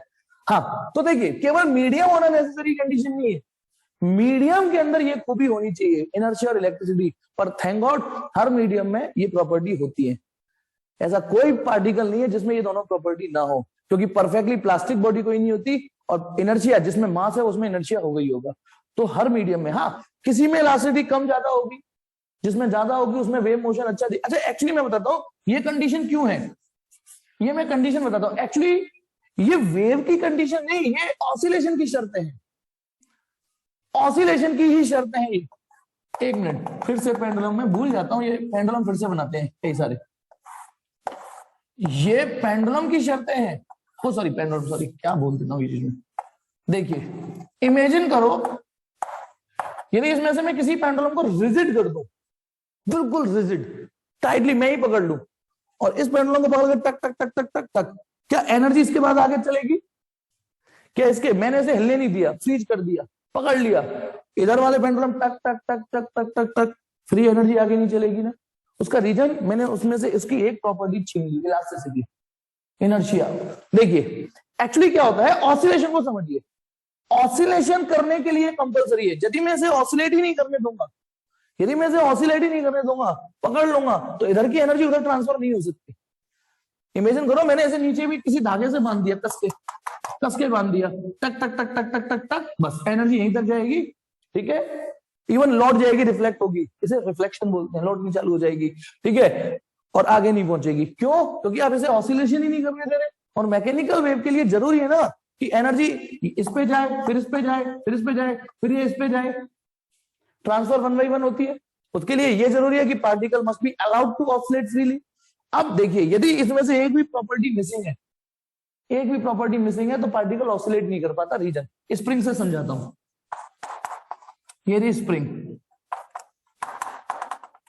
ठीक है, अब यदि मैंने इसे, ये मेन पोजीशन पर है अभी, इसे खींच दिया, इसे खींच दिया मैंने, ठीक, अब इसे यदि मैंने खींच दिया, तो अब पता है क्या, इमेजिन करो ये स्प्रिंग ना होके च्युइंगम होती, तो क्या लौट के आती, ऑसिलेट करती है? बताओ, ये स्प्रिंग ना होके च्युइंगम होती, च्युइंगम से बांध देता, तो उसमें इलास्टिसिटी नहीं है, तो ये ऑसिलेशन कर ही नहीं पाएगा। आप जैसे खींच दोगे वहीं रह जाता। ये इलास्टिसिटी ही है जिसकी वजह से सिस्टम में रिस्टोरिंग फोर्स डेवलप होती है। और आप जानते हो ना, जिसमें रिस्टोरिंग फोर्स नहीं, उसमें ऑसिलेशन ही नहीं, रिस्टोरिंग फोर्स। ठीक है, इसमें रिस्टोरिंग फोर्स ही नहीं डेवलप हो रही, जिसकी वजह से मीन पोजीशन पे ही नहीं आएगा, नहीं आएगा मीन पोजीशन पे। ठीक है, तो इलास्टिसिटी अलाउ करिए। चलो, अब मैंने इलास्टिसिटी अलाउ कर दी। अब इलास्टिसिटी अलाउ होने के बाद क्या होगा बोलो? इलास्टिसिटी अलाउ होने के बाद ये होगा, ये सिस्टम वापस अपनी मीन पोजीशन पे आ जाएगा। लेकिन अब सोचिए, यदि इनर्शिया नहीं है, इमेजिन करो इनर्शिया नहीं है, तो जब इनर्शिया नहीं है, बताइए इस पॉइंट पे आके फोर्स कितनी हो जाती है? चलो इलास्टिसिटी है, तो यहां पर रिस्टोरिंग फोर्स मैक्सिमम होगी, और यहां आके रिस्टोरिंग फोर्स 0 हो जाती है बेटा, पल भर के लिए ही सही, पल भर के लिए सही, रिस्टोरिंग फोर्स 0 हो जाती है मीन पोजीशन पे आती है। अब सोचो इनर्शिया नहीं है तो ये इधर क्यों जाएगा भैया? जब इनर्शिया नहीं है तो इनर्शिया ऑफ मोशन भी नहीं होगा। इनर्शिया ना rest, inertia of motion, inertia of direction, कुछ नहीं होगा। अब सोचो इनर्शिया जब वो यहां आता है ना तो भगे भगे आता है, वो वेलोसिटी अटेन कर लेता है। इसका मतलब यह वेलोसिटी है और that velocity allowed him to continue to move further. Inertia of motion बोल सकते हैं। ये इनर्शिया ऑफ मोशन होता है जिसकी वजह से सिस्टम केवल मीन पोजीशन पे आके नहीं रुकता, कंटिन्यू मूव कर जाता है। If a body is in motion then it will remain in motion. सोचो यदि ये इनर्शिया ऑफ मोशन नहीं होता तो ये आगे नहीं बढ़ती, ठीक है ना। और इनर्शिया होने के लिए मास जरूरी है जो सब में होता है। और तो इसलिए सिस्टम में इलास्टिसिटी और इनर्शिया ये दोनों होने चाहिए। इलास्टिसिटी और इनर्शिया, तब इंटरवेनिंग पार्टिकल ऑसिलेट कर पाएगा। और जब पार्टिकल ऑसिलेशन अलाउ होगा, है ना, तब सिस्टम में एनर्जी आगे बढ़ पाएगी। रस्सी में जर्क दे रहे हो, अब रस्सी बीच में मैंने पकड़ ली कस के, अब जो जर्क दे रहा है वो यही एंड हो जाएगा, आगे नहीं बढ़ेगा। समझ गए कि नहीं? क्योंकि मैंने उस पार्टिकल को ऑसिलेशन नहीं करने दिया। इमेजिन करो एक रस्सी है, वही जो मैंने अभी तक बोर्ड पे बनाया फिगर, उस रस्सी को समवेयर बीच में से कहीं पकड़ लिया मैंने, तो जर्क आएंगे, यहाँ रुक जाएंगे, रिफ्लेक्ट हो जाएंगे, लेकिन आगे नहीं बढ़ेंगे क्योंकि मैं इस पार्टिकल को ऑसिलेट करने नहीं दे रहा हूं। ठीक, चलिए अब आगे बढ़ते हैं। ये तो हो गया type of wave, those wave which require material medium for their propagation even including sound. अब आ जाइए एक और चीज, type of wave motion. Type of wave motion, wave के चलने का अंदाज। वेव चलने के अंदाज दो होते हैं, वेव कैसी भी हो लेकिन उसके चलने के अंदाज दो होते हैं। चलने का अंदाज, हाँ, वेव में होते हैं अंदाज। जैसे हमारे इंसानों के भी तो चलने के अंदाज होते हैं। परेड का इंसान परेड में जब इन्वॉल्व होता है तो उसका चलने का अंदाज कैसे चलता है। लेकिन जब वही बंदा परेड से बाहर निकल जाएगा, सब्जी वब्जी लाएगा, है ना, तो वो यही चलता रहेगा क्या, है ना, सावधान 2 किलो लौकी दे दे, है नहीं, तो 2 किलो तो नहीं दे दे, ऐसे थोड़ी नहीं बोलेगा, ऐसे ऐसे, फिर वो बात नॉर्मल हो जाता है, रिलैक्स हो जाता है। रैंप पे जब मॉडल चलती है तो वो यूं, है ना, यूं थोड़ा चलती है। हर समय घर पे भी थोड़ी नहीं ऐसे चलेगी, मम्मी मारेंगी उसे। तो रैंप पे भी जब होती है तो उसका चलने का अंदाज अलग होता है ना। ठीक है, बंदा जब पहलवान टाइप का हो, जिम विम करके आया हो, तो उसके हाथ यूं होते हैं, मजा मैडम, सबका अंदाज अलग अलग। लंगड़ा होता है ना, उसके चलने का अंदाज अलग अलग होता है। तो वही, लेकिन वेव में तो दो होते हैं भैया। इंसान की तो नहीं कह सकता, इंसान की तो फितरत अलग अलग है, उसका तो रूप रंग अलग अलग है। ठीक है, दुनिया का सबसे खतरनाक चीज भगवान ने बनाई तो इंसान ही बनाया है ना। अच्छा, कभी कभी मुझे लगता है जैसे सांप, स्नेक आपस में बात करते होंगे और एक सांप दूसरे सांप से गुस्सा हो जाता होगा तो क्या कहता होगा, अबे आस्तीन के आदमी, क्योंकि आदमी ने अपनी फितरत ऐसी कर रखी है, अबे आस्तीन के आदमी। दूसरा, अच्छा, भूत आपस में बात करते होंगे तो शायद कहते होंगे, do you believe in man, do you believe in humanity, may be possible बात करते हो। चलिए अब आ जाइए, वेव के चलने के दो अंदाज होते हैं। एक अंदाज को हम बोलते हैं ट्रांसवर्स वेव मोशन। पहले अपनी डिक्शनरी में डालो तो सही, समझा भी देंगे हम जब इतना समझाए तो।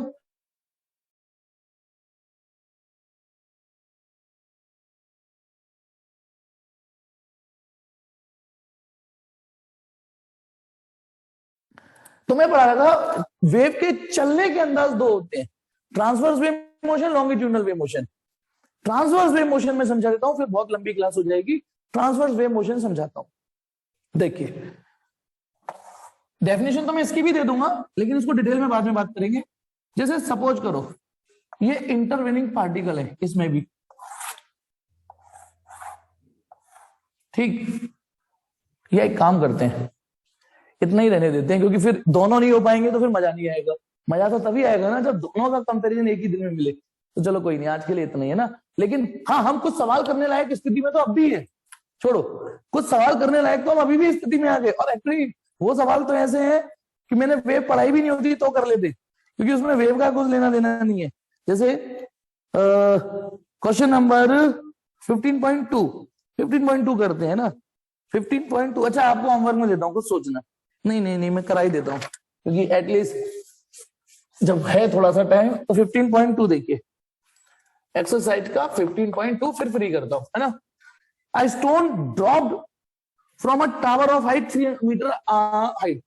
एक टावर है 300 मीटर की हाइट है। ओके, लास्ट सवाल है, बहुत छोटा सवाल है। ठीक, 300 मीटर की हाइट से, ठीक, एक स्टोन ड्रॉप किया, ये रहा स्टोन। अच्छा, नीचे क्या है, कुछ तालाब तालाब पानी वानी होगा कुछ, ये पानी बना रहा हूं मैं ना, ये पानी। अब यहां से स्टोन डाला, अब ये स्टोन क्योंकि ड्रॉप किया है तो इनिशियल वेलोसिटी 0। अब वो क्या कह रहा है, a stone drop from the top of tower of height 300 meter high splashes into water, पानी में छपाक गिरता है, near the base of tower, tower के बेस के नीचे पानी का पॉन्ड है, ठीक है। When is the splash heard at the top, given that the speed of sound in air 340, जी 9.8 लेना है।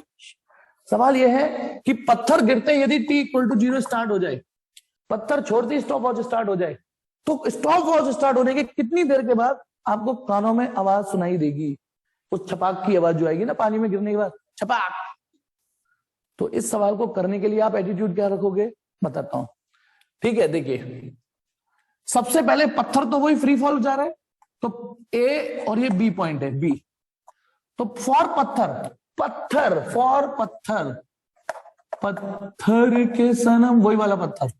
हम यहां इक्वेशन यूज करेंगे एस बराबर झूठी plus half A D square, है ना, झूठी plus half A D square. अब बताना, पत्थर को सारी नीचे की डायरेक्शन एक ही तरफ प्लस ले लेते हैं, ठीक है। तो उसको कितना डिस्प्लेसमेंट नीचे जाना पड़ रहा है, प्लस 300 मीटर जाएगा। Initial velocity 0, t plus half g t square, g calculation please आप करिएगा, है ना। तो 2 600, तो टी स्क्वायर हो जाएगा, टी स्क्वायर हो जाएगा 600 अपॉन जी, टी बराबर अंडर रूट 600 अपॉन जी। लेकिन ये किस चीज का टाइम निकला है अभी, ये निकला है पत्थर के नीचे आने तक का टाइम निकला है, यानी छपाक जो आवाज होगी, पहले इतना टाइम ले लेगा, एकदम तो नहीं कि धप्पा करके छपाक, पहले पत्थर नीचे आएगा, उसको हिट करेगा, तब आवाज क्रिएट होगी। तो ये टाइम को T1 लिख देता हूं, T1। ये T1 किस चीज का टाइम है, पत्थर के नीचे आने का। ये तो पहला पार्ट हो गया। दूसरा पार्ट, अब जैसे ही पत्थर नीचे आया, पानी से टकराया, हमने मान लिया तुरंत टकरा दी, आवाज पैदा कर दी। अब नीचे से आवाज, ये आवाज जा रही है, आवाज। अब जैसी आवाज यहां आ जाएगी, आपके कानों में भी आ जाएगी। तो ये समझ में आया कॉन्सेप्ट नहीं। अब जो आवाज है, पत्थर नहीं लौट के आ रहा, लौट के आ रही है आवाज, और आवाज 340 की रफ्तार से ऊपर चल रही है, मतलब हर दिशा में चल रही है। जो आवाज चली वो 340 मीटर पर सेकंड से चल रही है, 340 मीटर पर सेकंड। यानी यदि ये टावर 300 मीटर नहीं होती, 340 मीटर की होती, 340 की इमेजिन करो, तो जो आवाज यहां पैदा हुई है ना, उसे चलने में, यहां तक आने में 1 सेकंड फिर भी लग जाता, 1 सेकंड, क्योंकि 340 मीटर चलने में 1 सेकंड। तो अब बताइए, साउंड जो चल रही है वो यूनिफॉर्मली चल रही है, उसमें धक्की ग्रेविटी की, ग्रेविटी खींचेगी साउंड को नीचे, रोक देगी उसे आगे जाके। तो इसमें टाइम बराबर डिस्टेंस अपॉन स्पीड लगा देना। किसको, साउंड ऊपर तक, T2 कितनी डिस्टेंस, 300 मीटर, कितनी स्पीड से, 40 की रफ्तार से। देखना समझ में आया कि नहीं। ये दोनों सेकंड में, मतलब सेकंड मीटर मीटर कट जाएंगे, सेकंड। ये T2, ये पत्थर के नीचे आने का टाइम, ये साउंड का ऊपर तक जाने का टाइम, दोनों को जोड़ देना। जल्दी बोलो, समझ में आया कि नहीं। टोटल टाइम कितना लग जाएगा वो आप करना कैलकुलेशन, ठीक है। बाकी किसी को नहीं आया समझ में, आ गया, ठीक है। तो बेटा